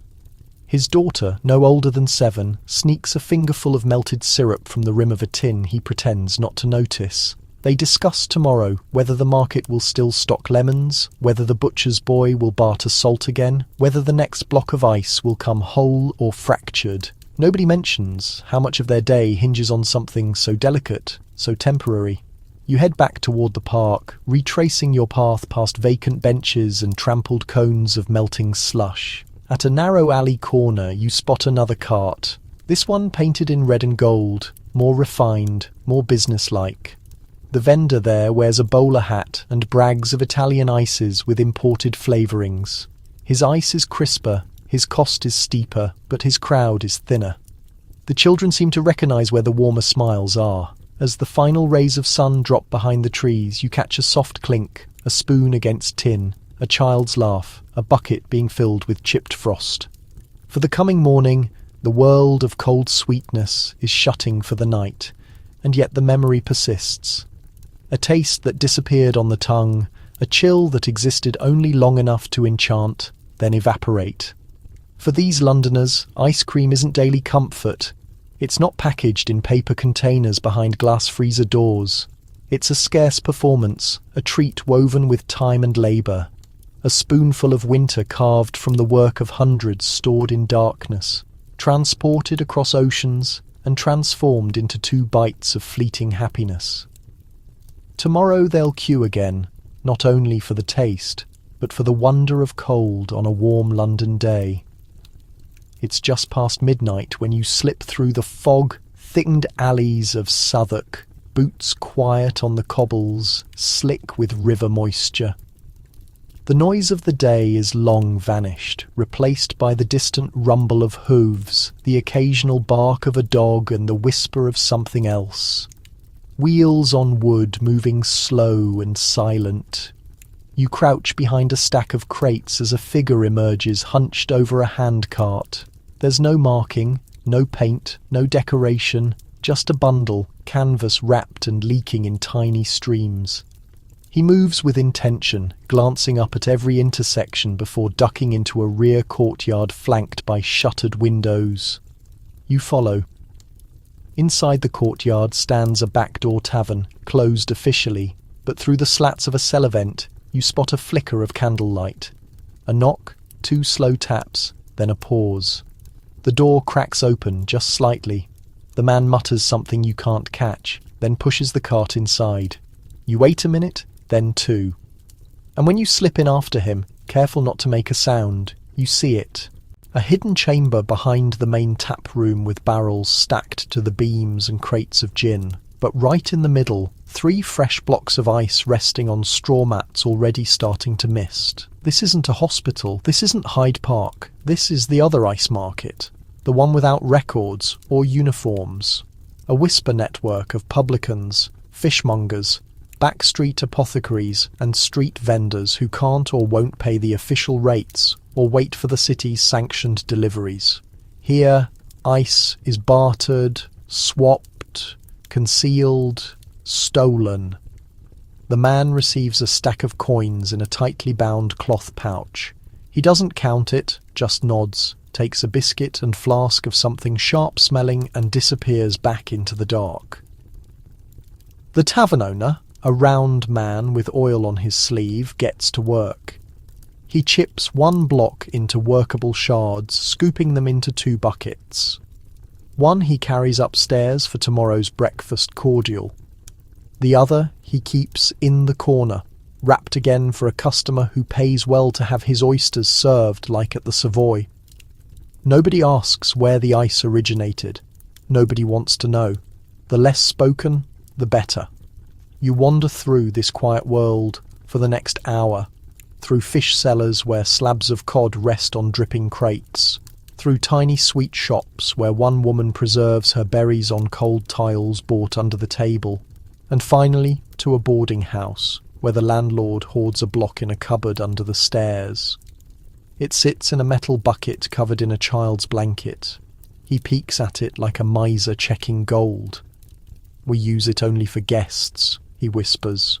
"Makes them stay longer if the lemonade's cold." It's not quite theft, but it's not regulation either, and yet nobody seems embarrassed. In these sections of town you survive on what you can hold before it melts, before it's seized, before someone else claims it first. The legal ice trade moves in wagons and ledgers, but this one moves in shadows and silence, and both depend on the same thing, a fragile block of frozen time. Dawn is still a whisper on the horizon when you reach the back alley near Billingsgate Market. A porter yawns and unlocks the side gate with a rusty key, waving in a cart stacked with burlap-wrapped bundles that clink faintly. Not metal, but something heavier, colder ice, off the books. This isn't a scandal, it's a structure, one the city pretends not to see. Official deliveries come with tallies, taxes, and warehouse receipts. These are the extras. The scraps swept from the table of the big contracts resold quietly, sometimes days old, sometimes cracked or reshaped, but for a price they'll still chill a crate of oysters or save a grocer's butter from spoiling. You follow the porter to the fish stalls where scales clink and water splashes. A woman in oilskin sleeves is already unpacking yesterday's catch, her fingers swift even in the chill. She receives a sliver of the smuggled block, no questions asked, and lays it over a tray of eels.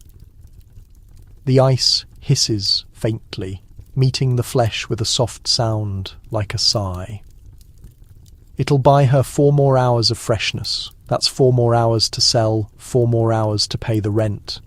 She glances at you and grins. The fish keep longer than the truth. Some days. In a nearby booth, a confectioner accepts a bucket of frost chipped from one of the same illegal blocks. He uses it to chill a tray of almond paste sweets. Only way to make the shapes hold, he explains, smoothing them with the back of a silver spoon. And customers won't pay top price for sticky fingers. You pass a man selling ice chips in cloth-wrapped cones. He calls it crunch ice, sweetened water frozen in trays and crushed for flavour the truth. Half of it's melted down, stock what dripped overnight from the broken blocks. He adds a drop of lemon oil and calls it exotic. The line doesn't care. Even apothecaries dabble in the grey trade. You visit one tucked behind a tobacco shop where a boy packs glass bottles in sawdust. Chilled crates, tinctures spoil in heat. He shrugs. We do what we must. He doesn't mention that his block of ice was delivered at 3 in the morning, paid for in coin that never saw a ledger. Still, nothing about this world feels dangerous, only necessary. People speak softly but not fearfully. They know they walk a line between the legal and the practical, not to break the law, but to bend it just enough to keep milk cold, fruit firm, wounds soothed, and customers coming back. And here's the truth nobody says out loud. The official ice trade doesn't reach everyone. Not the cramped streets, not the corner barbers or basement pubs. Without these informal routes, these twilight deliveries and barter box exchanges, the city's poor and working class would sweat and spoil while others dined, cool and dignified. You step out into the waking street as the sun finally breaks above the chimneys. A single drop rolls from your sleeve. Somewhere behind you, someone curses as a block splits. Another day begins, another shipment melts. And as the wheels roll, the city turns not just on rules, but on ice that knows how to vanish quietly. A hot wind curls down from Clerkenwell, and you taste soot in the air before you smell the smoke. Something's burning. The sky glows dull orange over the rooftops, and you follow the distant clang of bells toward the scene. By the time you arrive, a small warehouse is already consumed. Flames lick up the walls like tongues, and a crowd has gathered, aprons over mouths, eyes wide, children clutching their mothers' skirts. The fire brigade is here, but they're not moving with urgency. The engine is steam-powered but temperamental. The water barrels have been late in arriving. Men shout for hoses, for ladders, for buckets. Some simply shout. You watch as the neighbours form a bucket chain from a nearby pump, hands moving with practised rhythm. But someone else, someone you don't expect, arrives with a cart not filled with water, filled with ice, 3 thick blocks dragged under tarps, sweating heavily in the heat. A grocer, red-faced and wheezing, helps unload them near the burning building's outer wall. "Stack them!" he shouts. "Press them against the back." The firemen hesitate.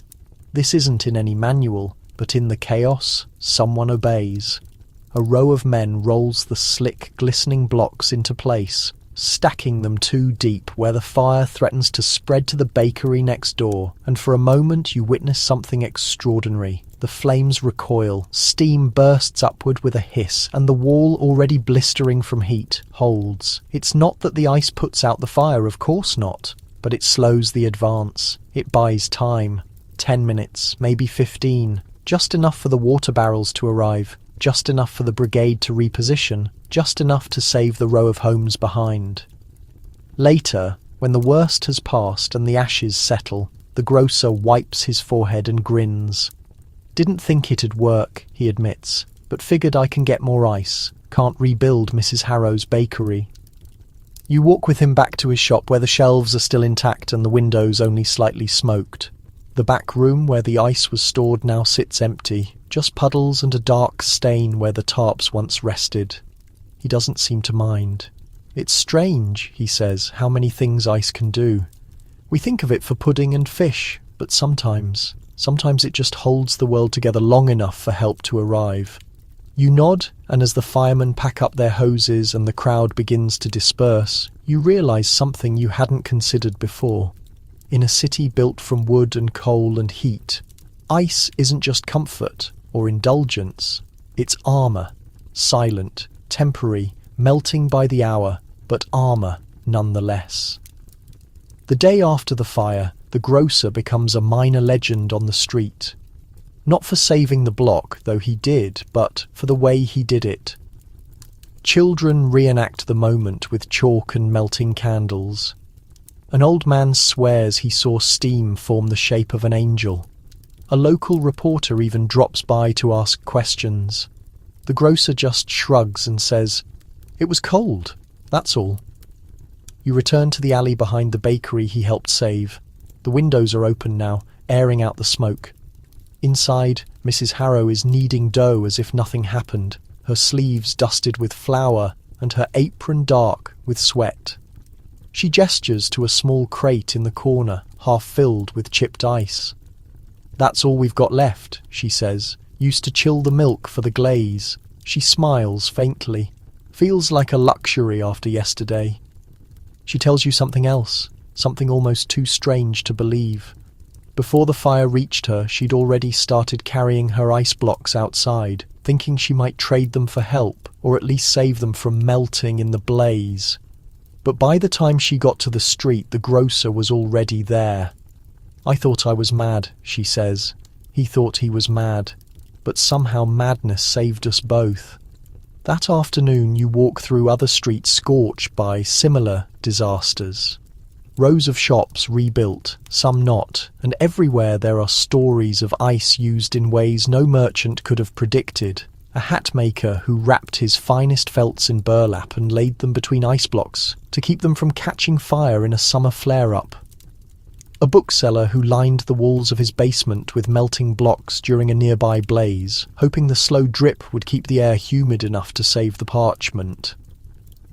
A seamstress who buried her sewing machine beneath ice-packed blankets when the fire bells rang, muttering a prayer that the metal wouldn't warp. None of it was in the fire code. None of it was guaranteed to work. But time and again, ice stepped in, not to extinguish the flames, but to stall them to resist just long enough. In a city like London, where heat comes not only from weather, but from gas lamps, steam kitchens, factory sparks and wood-burning stoves, fire is a constant threat. And yet the coldest thing in the city, harvested in a far-off forest, shipped across an ocean, dragged through alleyways and packed in sawdust, becomes a silent firefighter. At dusk, you visit the grocer one last time. He's just received a new block, smaller than usual. He sets it in place with a grunt, then pauses. "Makes you wonder," he says quietly, "how many things we've lost that could have been saved with a bit more cold and a bit less waiting." You nod because you've seen what ice can do, not just in kitchens or tea trays, but in crises, not just for flavour but for time. And in a city always on the edge of flame, time is everything. You wipe a line of sweat from your brow as you step off the gangplank in Singapore, the tropical air hitting you like a damp curtain.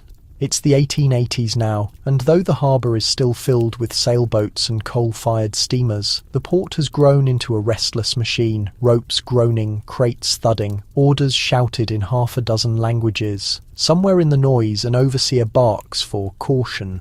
The ice shipment's landed. Get it under cover. You turn and follow the men rushing toward a stack of wooden crates marked with stenciled letters Boston Ice Company. The boxes drip steadily in the sun, each bead of condensation marking a lost second. These crates have travelled thousands of miles from Massachusetts, across the Atlantic, through the Suez Canal, past the steaming coasts of India and into the Strait of Malacca. All to arrive here, sweating in the tropical glare. You walk alongside a pair of labourers as they haul one crate across the docks to a narrow wagon lined with woven mats. The driver sits beneath a wide straw hat, clucking at his oxen. There's no insulation here beyond what can be scraped together. Rice, straw, bamboo slats and old sacks of burlap soaked in brine and shaded by palm leaf screens. Primitive, yes, but in this heat it's the only line of defence. The oxen plod forward. Your guide, a clerk from a shipping office, explains that these ice blocks are destined for private clients. He says it with a knowing look. A few embassies, some officers, certain clubs, one of the brothels, actually. They've got chilled champagne. Can you believe that? You pass a row of shop fronts where a group of boys are chasing each other barefoot. One of them stops and points. There, in the alley behind a cafe, men are unloading a small chipped block of ice into a clay-lined pit. Not for drinks, for meat.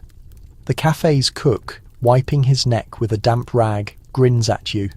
"Blessing from heaven," he says in broken English. "Keeps fish longer. Makes tea. Cold, ladies like cold tea."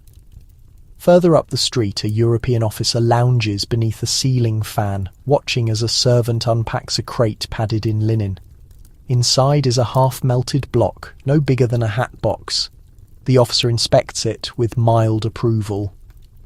"Good enough for the gin," he mutters, already reaching for a bottle. The servant carries it off to the icebox, really just a clay-lined wooden chest hidden under a table in the kitchen. And here you see the core of it.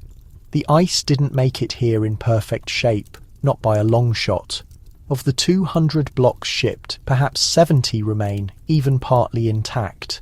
The rest turned to slush somewhere near Aden or Bombay. But those that survived, they're worth their weight in silver. A single cube in a cocktail at the European Club. A chilled compress placed on a colonel's sunburned forehead. A rare spoonful of ice cream served at a Dutch-owned hotel. To a child too sick to swallow warm broth, these are luxuries so fine, so absurd in this climate, that they border on the miraculous. But they're also fleeting, melting from the moment they touch the dock. And so every shipment becomes a gamble, a test, not just of supply and demand, but of how far cold can be stretched before it gives up the ghost. By the next morning, the ice has already begun to vanish. Some into glasses, some into buckets, but much of it into nothing at all. You return to the docks just in time to witness the unloading of the last crate, and it isn't pretty. The sawdust has turned to sludge. The crate sides are warped from moisture. When the labourers pry it open, what remains isn't a block but a misshapen lump, half melted, half fractured, barely enough to fill a small basin. The dockmaster curses softly in Malay and waves it away. "Throw it in the sea," he mutters. "Can't sell that to a man with a title." But someone else steps in. A barefoot vendor in a frayed shirt, face worn and creased, offers a few coins and a quiet word. He takes the soggy block with care, wraps it in fresh banana leaves and places it in a straw-lined basket on the back of his pushcart. You trail him as he weaves through the streets of Singapore, past spice stalls and opium dens, past temples and billiard halls, until he stops outside a row of wooden homes perched on stilts. A small crowd is already waiting. Mothers with handkerchiefs, a child holding an empty bowl, a man with a bucket of fish. The vendor lifts the leaf, revealing what little ice remains. He doesn't sell it, he shares it. One shard is given to the boy, who presses it to his lips and closes his eyes. A flake is dropped into the fish bucket, slowing the inevitable. A palmful is wrapped in cloth and handed to a woman whose baby burns with fever. Nobody speaks much. Nobody needs to. This isn't trade. This is tenderness. You watch as the ice disappears, not with grandeur, but in soft gestures passed from hand to hand, drop by drop, until the last fragment has melted into a shallow puddle at the base of the cart. And the vendor? He just nods, folds up the leaf, and moves on. Later that day, in the office of the European Club, a frustrated clerk tallies the losses from the shipment, half melted before it even reached the godforsaken port. He complains, and they want another order next month. He tosses the logbook aside, unaware that half the city has already made peace with the melt. Because here the point isn't how much ice survives the voyage. It's what's done with the little that remains. In a place where heat reigns and time feels syrup thick, ice becomes more than cool relief. It becomes grace. Unexpected, undeserved, gone too soon, and yet always remembered. As the day fades and the cicadas begin their slow rising hum, you realise something else. This was never just a trade of goods. It was a trade of hope. Block by block, melt by melt. You find yourself in a drawing room in Bristol, seated across from a widow in a high-collared black dress, her hands folded neatly in her lap, a thin letter resting on the table beside her untouched cup of tea. The air is still heavy. The curtains are drawn, not for morning, but to keep out the heat. You can smell wilted roses on the sideboard, and somewhere behind the door a clock ticks faintly, marking each second like a drip of melting ice. He was supposed to return in June, she says, at last, voice brittle. The ship left Boston in March. He oversaw the cargo personally. Her husband was a shipping agent, part owner of an ice fleet that supplied clients in Madras, Singapore, and Hong Kong. This last journey was meant to be routine. He'd gone dozens of times before, always returned with ledgers full of profit and shoes still crusted in sawdust. But this time the weather turned. The ship was delayed off the coast of Ceylon. Rumours of mechanical failure spread through the merchant circles. By the time a telegram arrived, it simply said cargo compromised, crew ashore, captain gravely ill. No mention of her husband. You glance at the letter beside her, unopened. It arrived 2 days ago. She hasn't read it yet. I already know what it says, she mutters, fingers trembling just slightly. It says the cargo was lost. It says there's no insurance payout. It says I should take up the matter with the board. Her chin lifts a fraction, but they won't take responsibility. They never do. It'll be called a complication of heat. She offers a thin, sardonic smile. They never say it outright. But in this business, everyone knows melting is nobody's fault. You step into her husband's study, left as it was the day he departed. A globe, its paint faded, a stack of trade manifests, and pinned to the wall a route chart tracing the ice fleet's journeys like arteries across the ocean. Red threads connect Maine to Madras, Boston to Bangkok. At the centre, a single pushpin in Bristol. You notice a smaller note scrawled on the corner of the chart. Delay equals decay. You return to the parlour as the widow finally unfolds the letter. Her eyes scan quickly. She sighs. Storm off salon. Failed condenser. No recoverable stock. She lets it fall to the floor. The ice was gone before it reached the bay, and with it, the investment. You ask gently if she'll pursue legal recourse. She shakes her head. It would cost more than the blocks themselves, and the company already moved on. They'll send another man, another ship, another load of hope vanishing into steam. Later, as you walk the streets of Bristol under a pale evening sky, you think about all the invisible costs behind a block of ice. The sailors, the delays, the calculations of melt per hour, per mile, per degree. What's remarkable isn't just that the ice made it, it's how often it didn't, and how little was said when it failed. In a business where the product dissolves by nature, loss becomes routine, almost polite. But in that drawing room, quiet, heavy and slowly warming, the cost felt anything but.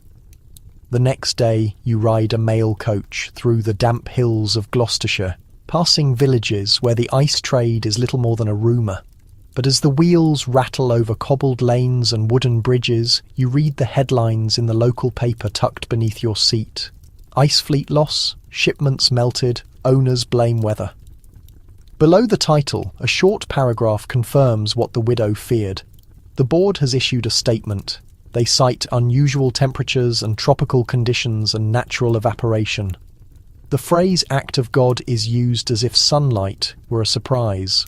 No mention of the missed maintenance, no mention of the crew who had warned about the condenser valves. Just the melt.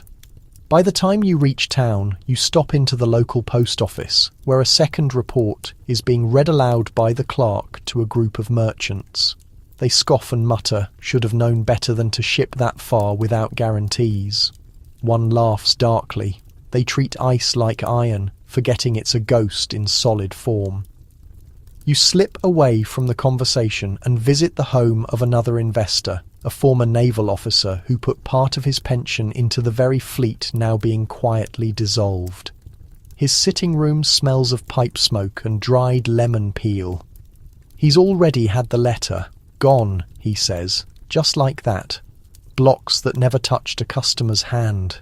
Water on a deck somewhere near Sumatra. You ask if he regrets the investment. No, he answers quietly, only that we foolishly believed the ocean would play along.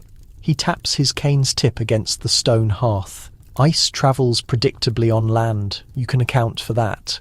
But once it's aboard a vessel, you're banking on faith. You're not trading ice. You're trading the prayer of safe arrival. Things weren't always like this. He pulls out a logbook and reveals older entries, earnings from previous journeys, countless triumphant shipments to tropical harbours. The glory days, he names them. When the business was fresh, the demand still ravenous for cold. But now there are too many competitors, too many shortcuts taken, and weather remains forever fickle, forever the silent stakeholder. Before your departure, he passes you a small journal he preserved. Records, the man says, gesturing toward a photograph on the shelf. His boy, a sailor on the same fleet as the widow's late husband, just observations and temperature readings. He used to document how the cargo hold reeked when the thawing started, said it reeked like fear. You scan the entries. That evening. Day 12. Surrendered 6 blocks to careless stacking. Day 20. Temperatures exceeded predictions, moisture too excessive. Day 28, captain insists everything's fine, but I can detect the dripping, that dripping again, the noise that plagues every aspect of the business, the steady rhythmic defeat of ice to atmosphere, duration and distance. The ice business didn't collapse from avarice or stupidity. It collapsed because it depended on a substance that perishes by its very essence. Even triumph meant waste. Even landing meant dissolving, and ultimately no correspondence ever documented a flawless delivery. You shut the journal and rest it near the flames. A nearby water glass glistens with moisture, a ring developing on the surface beneath, the phantom of a block long disappeared.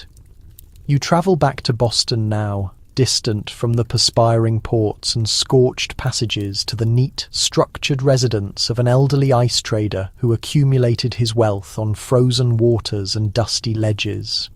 The residence sits beyond the city limits, its shutters tidy, its masonry uniform, its garden flourishing in orderly rows. but within the parlour stays shadowy and chilled, drapes pulled to maintain whatever slight coolness lingers from nightfall. He serves you a beverage, water containing a single cloudy ice cube rotating at the base. You both observe it dissolve. You're curious where things went sideways, he says, placing the container down. That's what everyone comes inquiring about nowadays. You acknowledge. He motions toward a pile of ledger books, spines fractured, borders filled with annotations. It was never the gathering. That element was craftsmanship. You await the lake to solidify just right. You establish your pattern. You slice at daybreak so the sunlight doesn't weaken the divisions. The workers understood the tempo. The animals understood it also. Ice extraction wasn't the difficulty. He retrieves a register and browses through sheets covered with flowing penmanship and shipping records. No, the trouble arrived afterward, when workers stopped caring how the ice arrived there, when they simply demanded more, less expensive, quicker. That's when the sawdust became thinner. That's when they began transporting in containers that hadn't properly dried. That's when ice began reaching destinations cloudy. He stops, glancing at the glass once more. You ever witness a block of ice fracture because somebody compressed it excessively? One split and it begins thawing from within. Nothing can halt it. By the moment you arrive at the harbour, it's a pool with a shell. You glimpse a painting on the surface and romanticised lake vista, labourers in organised lines, animals waiting calmly by sledges. It appears pristine, dignified, but underneath the canvas you detect the burden of every compromise that followed later. He reclines in his seat and shares with you regarding the sawdust. We labelled it golden powder, he says, not because it held value, but because it concealed everything. A fractured block. Bury it in powder, a thawing boundary appears. Cover it deeper. Sometimes we traded nothing beyond frozen deceptions held intact by fragments and prayer. He doesn't express this with resentment, only acknowledgement. You examine one of the registers beside a cargo bound for Havana. A slight pencil notation reads, repackaged, durability doubtful.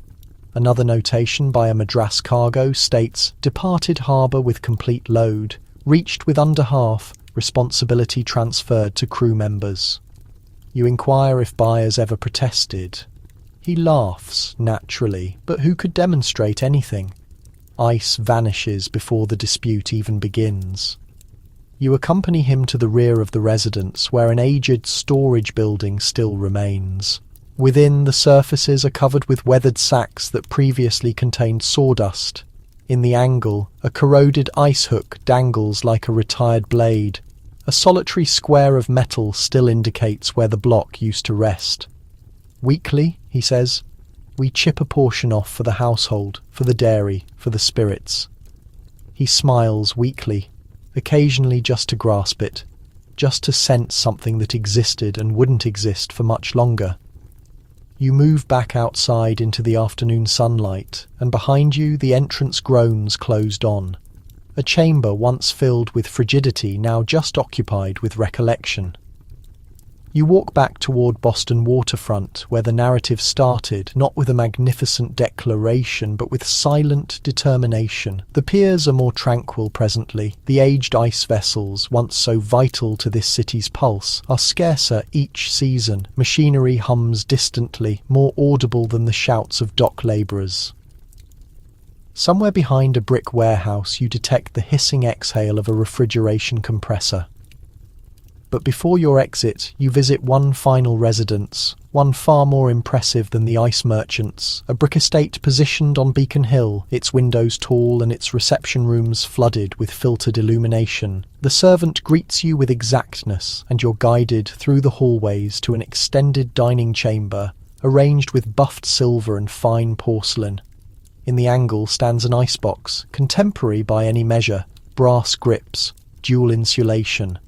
The block within is pristine, almost excessively perfect. Imported, possibly, or machine manufactured. The housekeeper clarifies how they still obtain natural ice for the appeal. It's delivered twice weekly from a vendor in Maine, shaved, formed, and inserted neatly into the rear compartment. She doesn't reference that a mechanical refrigerator hums softly 2 levels below, energizing the wine storage and cooling the meats. This box is symbolic presently, a remnant, and yet the household still maintains its custom. She says the mistress of the residence enjoys telling visitors that her ice originates from the same waters as her great-grandmother's.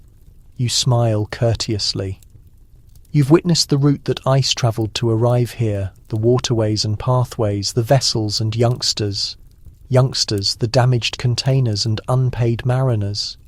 You wonder what that great-grandmother would think of this buffed keepsake humming with frigidity, created by combustion and force instead of breeze and precipitation. Later you step outside and pass a merchant unpacking mechanical coolers from a cart. He gestures at you with a smile, holding up a small, wrapped device. "Doesn't thaw," he says. "Not until you command it. There it exists, the fantasy of absolute dominance. Cold upon request, chill without hazard. No sawdust, no speculation, no dripping blocks perspiring mysteries into the ground. But in another section of the city, you encounter one of the final authentic ice storage facilities, stone barriers, a slanted covering, and an atmosphere inside that strikes your face like the supervisor permits you in with a shrug. "Not much remaining to observe," he says. "We lease space presently for specialty requests. Dining establishments, hotels, a few traditional families, ceremonies, if they're affluent enough." He pauses. Some just desire it for the noise. You appear puzzled. He guides you to the storage chamber, where a worker is chipping a block for transport. With each strike, the ice resonates, a profound, hollow tone, like glass, caught in a cathedral chime. The supervisor smiles. "Notice that noise? You can't replicate it. Machine ice is excessively dense. This material rings. You shut your eyes and listen. The resonance fills the area around you, haunting and timeless, a melody that once resonated in every kitchen, every cart, every cellar and vessel." You comprehend then what made the ice business so peculiar, so human. It was constructed on something vanishing, a product that didn't endure, a business that depended on moving swifter than time itself. Now the world no longer waits. It doesn't thaw. It hums. But somewhere in the back rooms of Boston, the final echoes of the ancient business still ring out, clear, cold and diminishing. You wake before sunrise to pursue the tracks, actual ones, extending from the icy waters of New England down toward the booming cities of the mid-Atlantic. These are not passenger routes or scenic paths.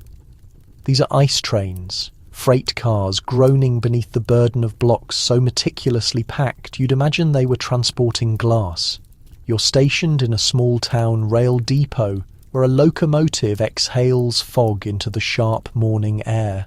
A team is already labouring, hoisting containers, checking fastenings, brushing sawdust into gaps like pharmacists treating a wound. There's urgency in the atmosphere. The sun hasn't even cleared the trees, and yet time already seems like it's escaping. The supervisor signals you over and lifts a covering beneath it, 50 blocks stacked like glistening bricks, separated by thin layers of straw and pine. The edges are beveled, the surfaces squared. Each one is heavy enough to injure a foot, light enough for 2 workers to wrestle it into position, and all of them destined for people who will never witness the lake it originated from. You step onto the rail car and sense the slight vibration of the engine awakening. The workers around you speak in abbreviated phrases, part code, part ritual. Pack firmly but don't compress. No contact on edge 3. Inspect the top thaw. This is not mere freight. This is a competition against physics. The whistle sounds once, then twice, and with a tremor, you're departing. The passage south is a trial. The sun ascends higher. The temperature inches upward. Each hour is a silent wager. How long will the insulation maintain? Will the sawdust shift? Did the containers get sealed properly? While back at the ice facility, one worker passes around a small container of tobacco and tells you about a cargo that never survived past New Haven. Entire batch turned to liquid.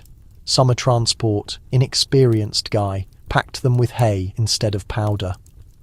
He spits, shakes his head. Might as well have dispatched those blocks aflame. He's not exaggerating.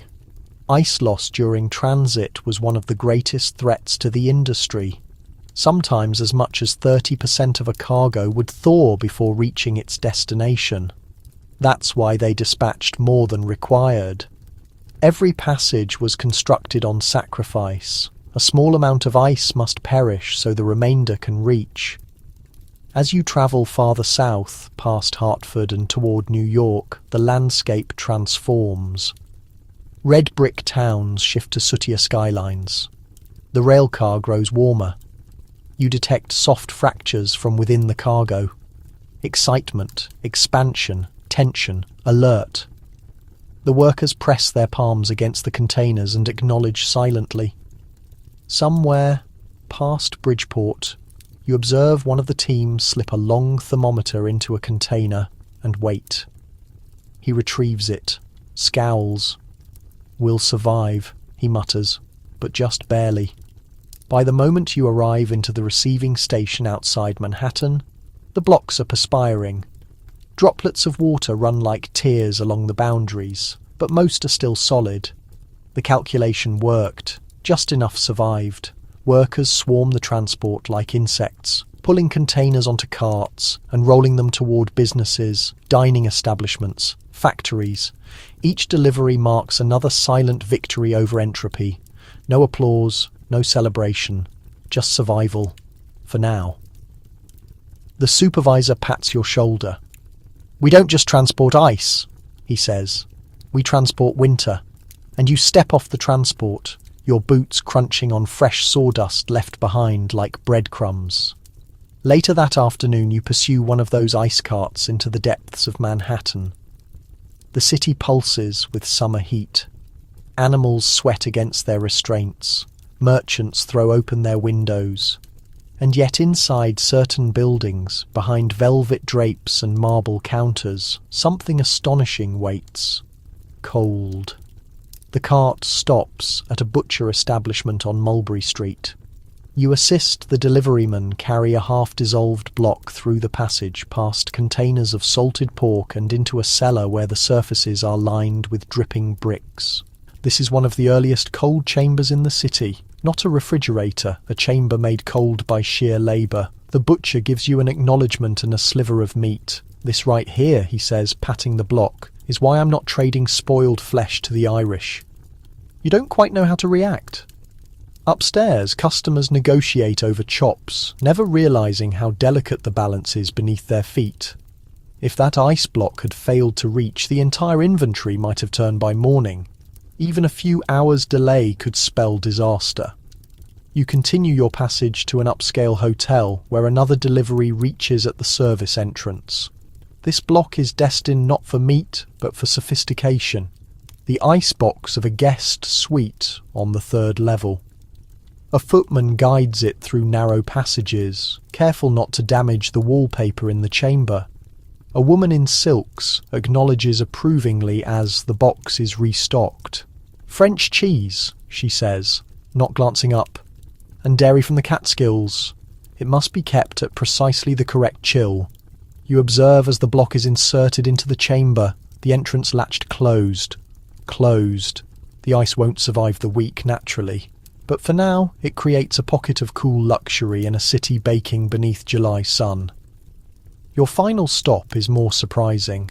A morgue. Here the ice isn't about comfort or sustenance. It's about stillness, preservation, respect.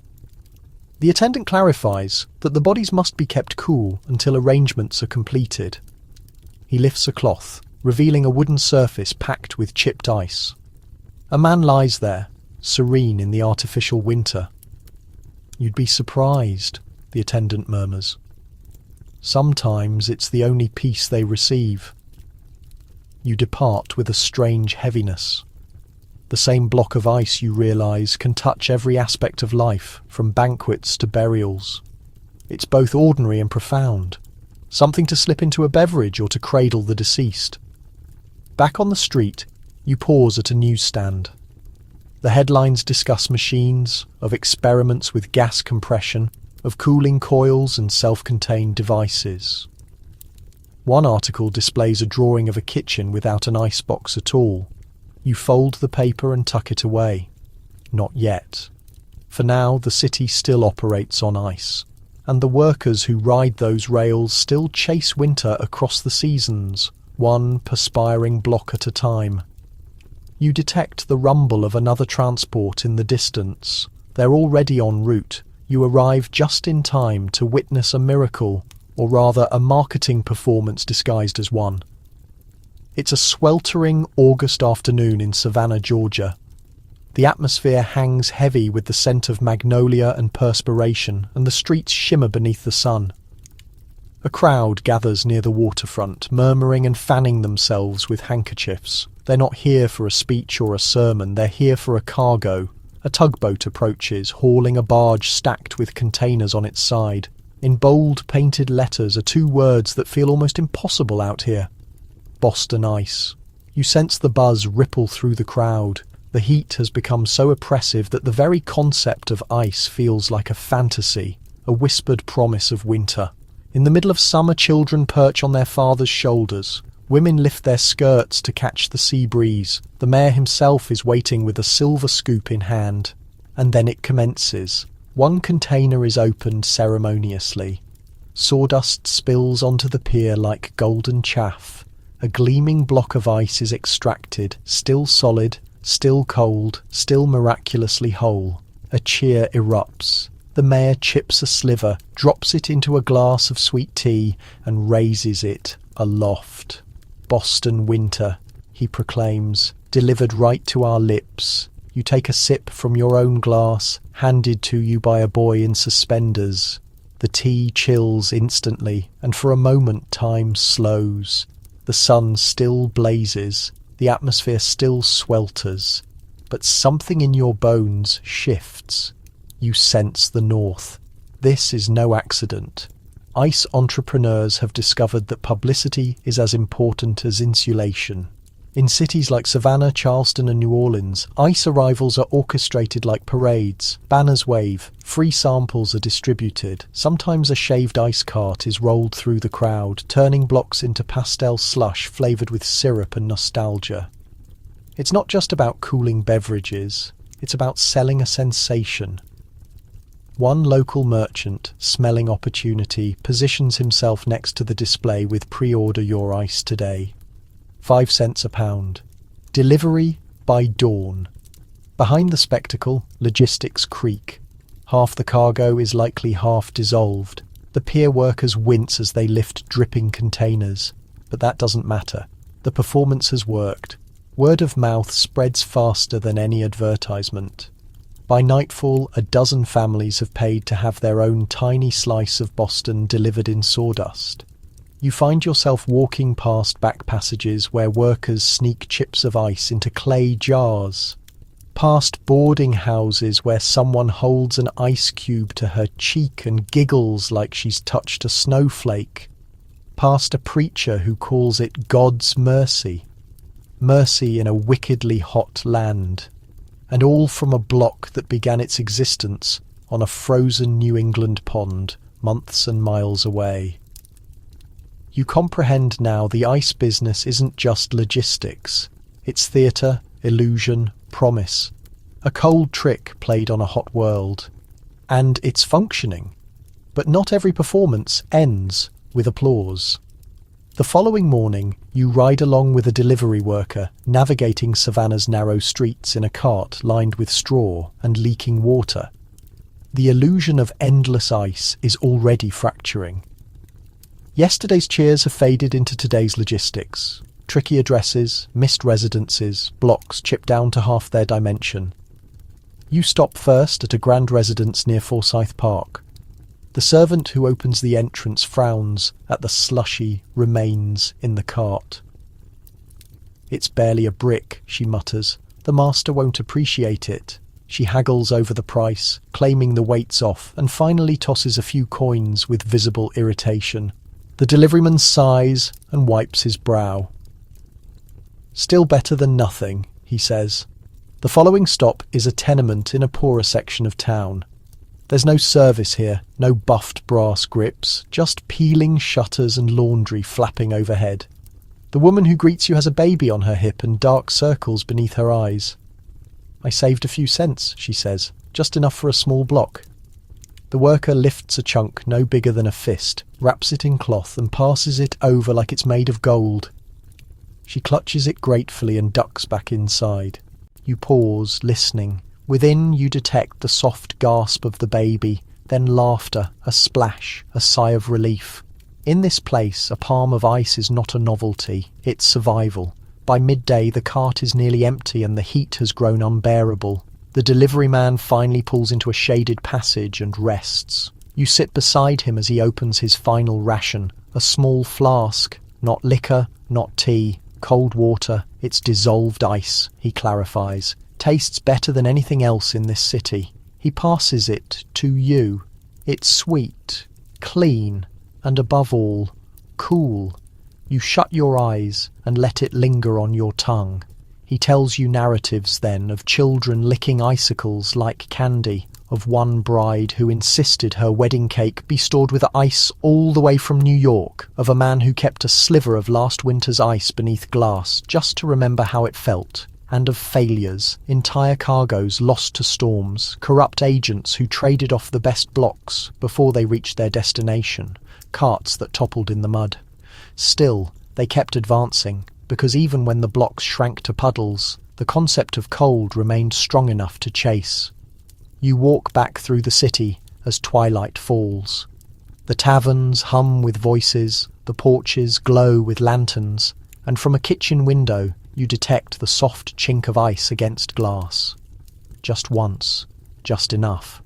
And in that noise you detect everything, the hope, the exhaustion, the absurd brilliance of a business built on something destined to vanish because ice isn't meant to endure. But sometimes it stays with you anyway. You head west, not to Boston or New York this time, but to the dry, dusty frontier where ice isn't just a luxury, it's a miracle. You step off the transport in San Francisco in the 1870s, and the moment the atmosphere hits your face, you realize the problem. It's not just warm, it's bone dry and relentlessly sun-baked. No frozen waters, no wintry ponds, and certainly no snow-packed cellars in the backyard. Yet somehow there's ice. You walk past saloons with chilled beer, fishmongers displaying glistening catch hauled in from the Pacific, resting on icy beds, and even a boarding house where a woman offers you iced lemonade, the glass beaded with cold perspiration like a pearl in her hand. You stare. How? You finally inquire. She grins. Alaska, sweetheart. And just like that, you're chasing a new origin.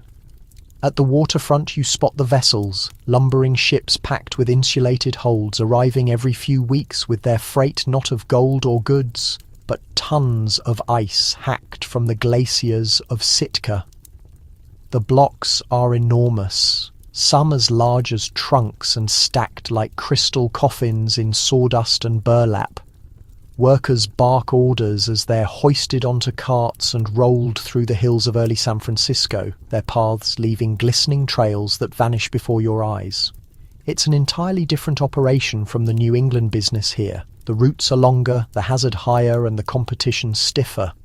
For every block that survives the passage, another thaws into useless puddles.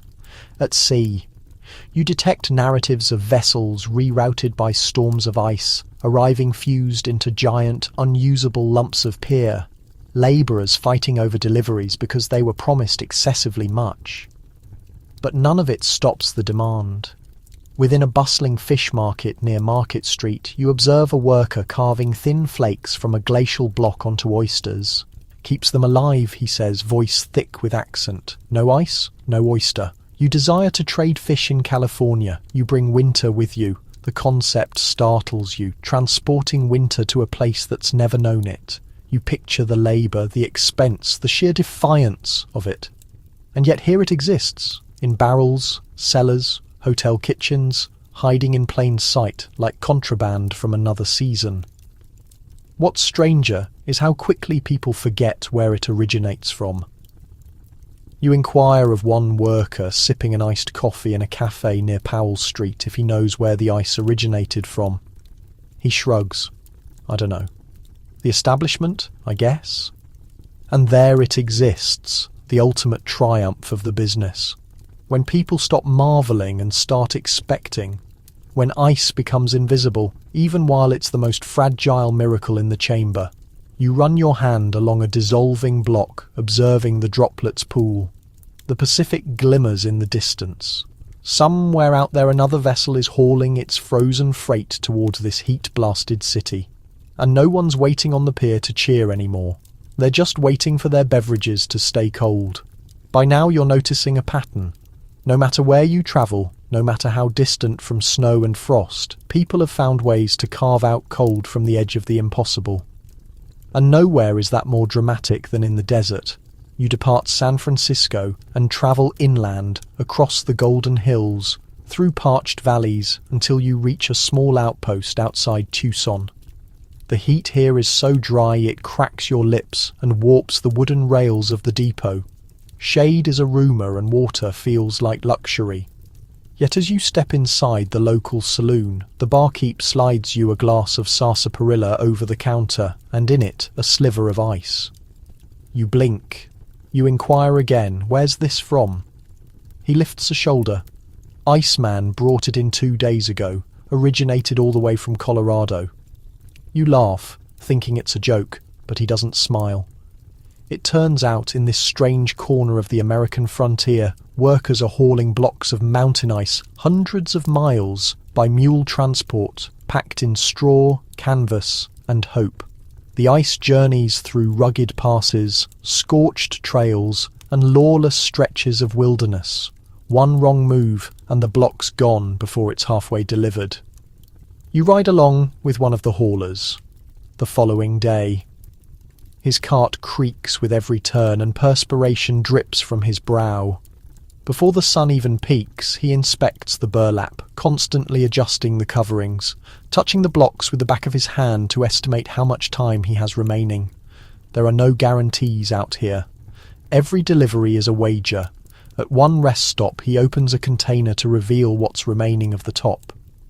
Fractured, weeping, already slushy around the boundaries. Lost a third on the way, he mutters still enough to make the doctor satisfied.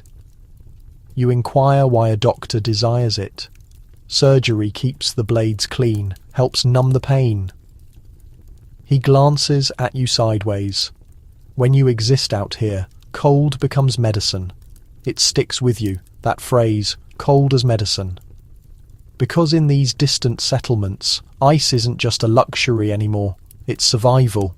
It preserves sustenance when there's no cellar. It eases fevers when no nurse is around. It keeps a newborn's dairy safe for another day.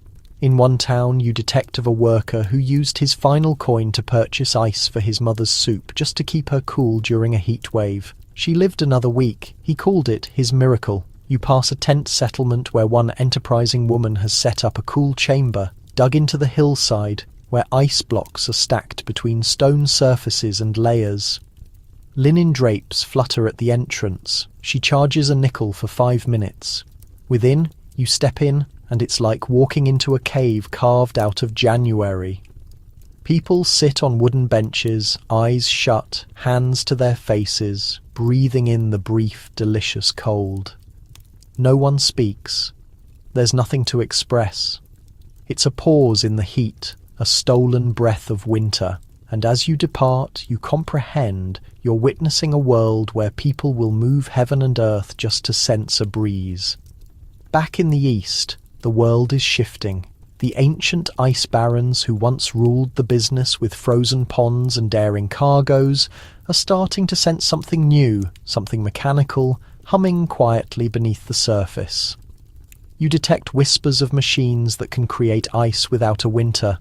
No waters, no sawdust, no sailing halfway across the globe.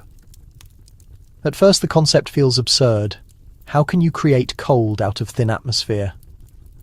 But then you walk into a meatpacking plant in Chicago and you witness it. A metal box, squat and perspiring, tubes winding like intestines, a churning noise that seems to echo from another dimension. A worker in oil-stained overalls observes, dials and cranks a lever, and out slides a block of ice as clean and perfect as if it had been extracted from the heart of a lake. "You're creating ice?" you inquire, blinking. He acknowledges. 10 tons a day, and that's just one machine. You run your fingers along the fresh surface. It's cold, truly cold. Colder than the blocks you witnessed dissolving in Georgia or the ones dragged through the Arizona dust. There's no straw clinging to it, no speck of mud, just clean, solid, humming cold. The worker clarifies how it functions, though most of it washes over you like steam, compression, ammonia coils, evaporative cooling. You acknowledge, pretending to understand. What matters is the outcome, ice upon request. And suddenly it's not something seasonal anymore. It's no longer tied to the whims of weather, or the strength of the mules, or the timing of vessels. It's here whenever you desire it. You pursue one of the blocks as it's loaded onto a cart and wheeled into the city. It disappears into a restaurant's back entrance. Another is hauled into a hospital, another into a tavern. It's seamless, unannounced. The ice just arrives.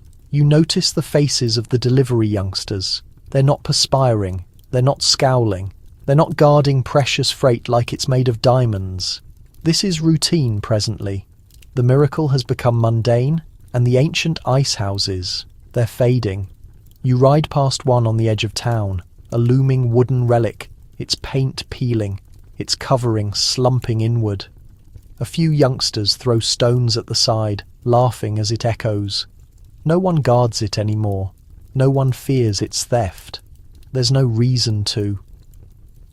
Later, in a hotel lounge, you overhear a worker from Boston complain. "We used to trade to half the South. Now they're all creating their own." He spits into his glass.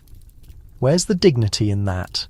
But even he knows this transformation isn't just approaching, it's already here.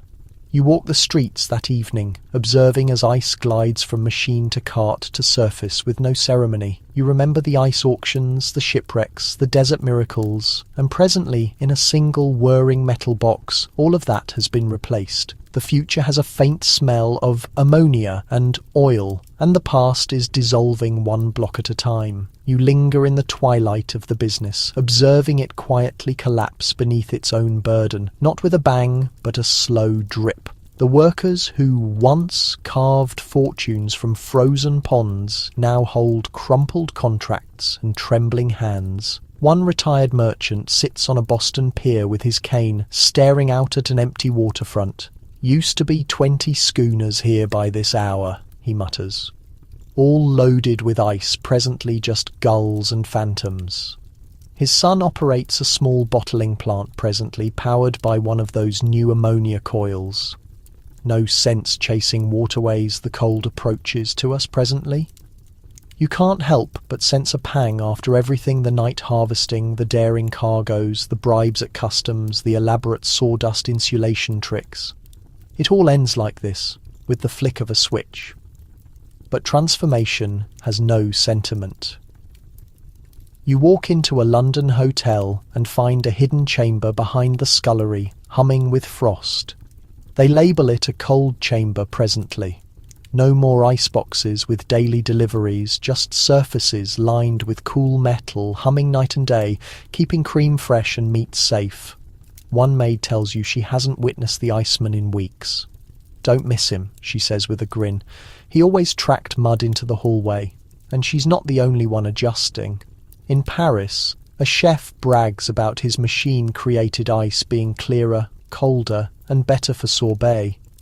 In Sydney, a pharmacist displays you chilled medicine cabinets that keep vials stable without needing a daily top-up of slush. The world is adapting rapidly, as if it had been waiting all along. But then, somewhere in Vermont, you find an aged general establishment that still obtains its ice from a nearby lake. The owner, a weathered worker with a beard like moss, lugs out a cube so thick it resonates when you knock it. "Still believe in seasons?" he says, placing it in a wooden chest. creates you respect time machines. Don't teach that. He serves you a lemonade, icy and sharp. For a moment you taste everything that originated before. Norwegian fjords, tropical warehouses, the fracture of a frozen axe in the pre-dawn dark. The moment passes. Later, in New York, you read the obituary of a worker who once organised the first transatlantic cargo of ice. The paper labels him a pioneer of cold, though his name has already begun to fade, his legacy buried beneath a new tide of steel and science. You pass by one of the final surviving ice houses being torn down. Youngsters peek within before the wrecking ball swings, hoping to witness something mysterious. One youngster shouts, "It smells like winter in there." You smile because he's correct. For a century these places bottled winter. They caught fleeting frost and held it in wooden ribs. They bridged continents with silence and steam and offered summer its first breath of relief. And presently that breath originates from a wire, a motor, a hum in the surface. You stand still and listen. Somewhere deep behind the city noise you detect that hum. It's soft, it's steady, it's forever. You wake before sunrise in a quiet boarding house just outside Philadelphia. The atmosphere is still, thick with summer, and already you can sense the heaviness of the day ahead. But your chamber is cool, not from a block of dissolving lake ice nestled in a metal box, but from something unseen, a quiet hum in the surface, a coldness that doesn't perspire, doesn't drip, doesn't fade. Downstairs, the landlady serves you a cup of tea and gestures toward the small humming device by the pantry. "That thing's a miracle," she says. "Never have to chase the iceman again." You acknowledge. But as you sip, you can't help thinking about all the people who once did. The farmers who observed for the first thin glaze across their ponds, the cutters who rose before dawn, trusting the ice beneath their feet not to fracture. The animals that hauled ton after ton to creaking storage barns. And the vessels. Oh, the vessels. You remember standing on the deck of one, your boots slick with frost as workers swung giant tongs and wedged blocks into tight, sawdust-lined stacks. The creak of timber, the roll of the Atlantic, and the strange smell of cold and salt and wood all mingling in the hold. That wasn't just freight. That was winter. Captured, wrapped, and dispatched thousands of miles to places that had never known it. Presently, you step into a merchant's establishment and witness a refrigerator humming in the angle. You open the entrance and sense the cold strike your skin like a soft slap. Within, glass bottles of dairy glisten. Butter rests unbothered. Chopped greens appear as fresh as the day they were picked. The storekeeper notices you staring. "Used to pay the ice youngster every other morning," he says. "Presently I just pay the bill once a month. Don't miss the mess." But something within you does. You walk the streets, noticing how quiet it all is presently. The chaos is gone. No more dripping carts, no more puddles by the entrance, no more panicked cries of "shut the lid," quick when the ice started to slide. The cold is everywhere presently, but it's invisible. It hums behind the surfaces, behind the market stalls, behind the tavern chamber entrances. In one passage you spot the remnants of an aged wooden sign. Ice traded here. Faded, forgotten. It strikes you then how this narrative isn't just about ice, it's about labour, about effort, about entire worlds constructed around the impossible concept of keeping things cold in a hot world. You stop by a museum that's just opened, a new exhibit before the fridge, a century of ice. There, behind glass, sits a corroded pair of iron tongs, a wooden-handled saw, a faded shipping invoice from Havana. Youngsters pass by the display with mild curiosity. One inquires, "Why didn't they just plug it in?" You chuckle softly. Because they couldn't. Because before the cold originated from a switch, it originated from workers who gambled with nature, who observed the weather like a banker observes the market, who perspired for every degree below freezing. And as the exhibit loops, a grainy film reel of ice blocks sliding down ramps into carts, you realise something else. None of it was wasted. You depart the museum just as dusk settles, the summer sky stained with lavender and bronze. There's something poetic about the evening atmosphere. Thick, yes, but somehow gentler presently that you've spent the day walking through memories of frost. You stroll past the waterway where once upon a time teams would race to slice the ice before it grew excessively thick or excessively thin. The banks are calm tonight. Not a single cart, not an animal's hoof, not even a scrap of sawdust remains. Just the quiet trickle of water and a warm breeze curling past your sleeves. But if you shut your eyes, you can almost detect it. The scrape of the handsaw, the echo of shouted measurements, the grunt of shoulders heaving ice into a waiting sleigh. All of it packed into the bones of the place, if not the surface. At the angle, you pass an aged ice house presently turned into a trendy cafe. The beams are still there, thick pine stained with time. But instead of sawdust, the floors are buffed. Instead of ice, there's espresso. A sign on the surface reads "Chill here since 1856. You chuckle. At least someone remembers. You sit at a surface outside with a cold beverage that originated from a contemporary freezer. It's crystalline, flawless, but somehow a little excessively perfect. The aged ice had character. It fractured, it perspired, it groaned like it was alive. This is silence in a glass. You think back to the Norwegian mountains and the great vessels bound for India, to the engineers sketching blueprints for ammonia machines in smoky basements, to the final block of natural ice carried by hand into a kitchen on a hot day. Every one of those moments constructed this world of invisible cold. You comprehend presently it wasn't the ice itself that mattered. It was the sheer human will behind it, the will to carve winter from nature's grip, to sail it across oceans, to preserve sweetness in the heat, to master time by mastering temperature. And even if today's cold hums quietly behind our surfaces, untouched by saw or sleigh or season, the spirit of the business survives in every chilled lemon slice, in every quiet humming fridge, in every ice cube that clinks into a glass. You glance up at the stars, your glass beading with condensation, and whisper a silent thank you to the workers who once carved glaciers with their bare hands. You owe more to them than you think. And presently, as the night deepens around you, let your breath settle. The chill of the narrative still lingers like the final breeze, slipping from an aged icehouse entrance.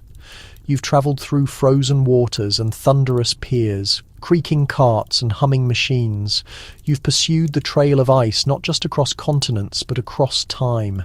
The Victorian world attempted to harness winter to bottle up a season and make it serve their needs. And somehow they did, through perspiration, through ingenuity, through sheer stubbornness, and though the ice dissolved, the legacy never did.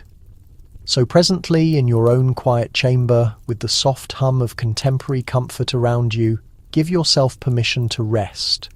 You don't have to lift tongs or observe the skies. You don't have to measure the thickness of pond ice or race to load a vessel. Tonight the cold will approach to you, gentle, effortless, unseen. Let your hands go still. Let your thoughts drift back to the Norway waters, the dusty pathways of Georgia, the frost-covered vessel decks in Bombay. Let the memory of them fade slowly, like breath on a window pane. And as the final ice dissolves in the glass beside your bed, shut your eyes. The world is quiet, the cold is kind, and you are home.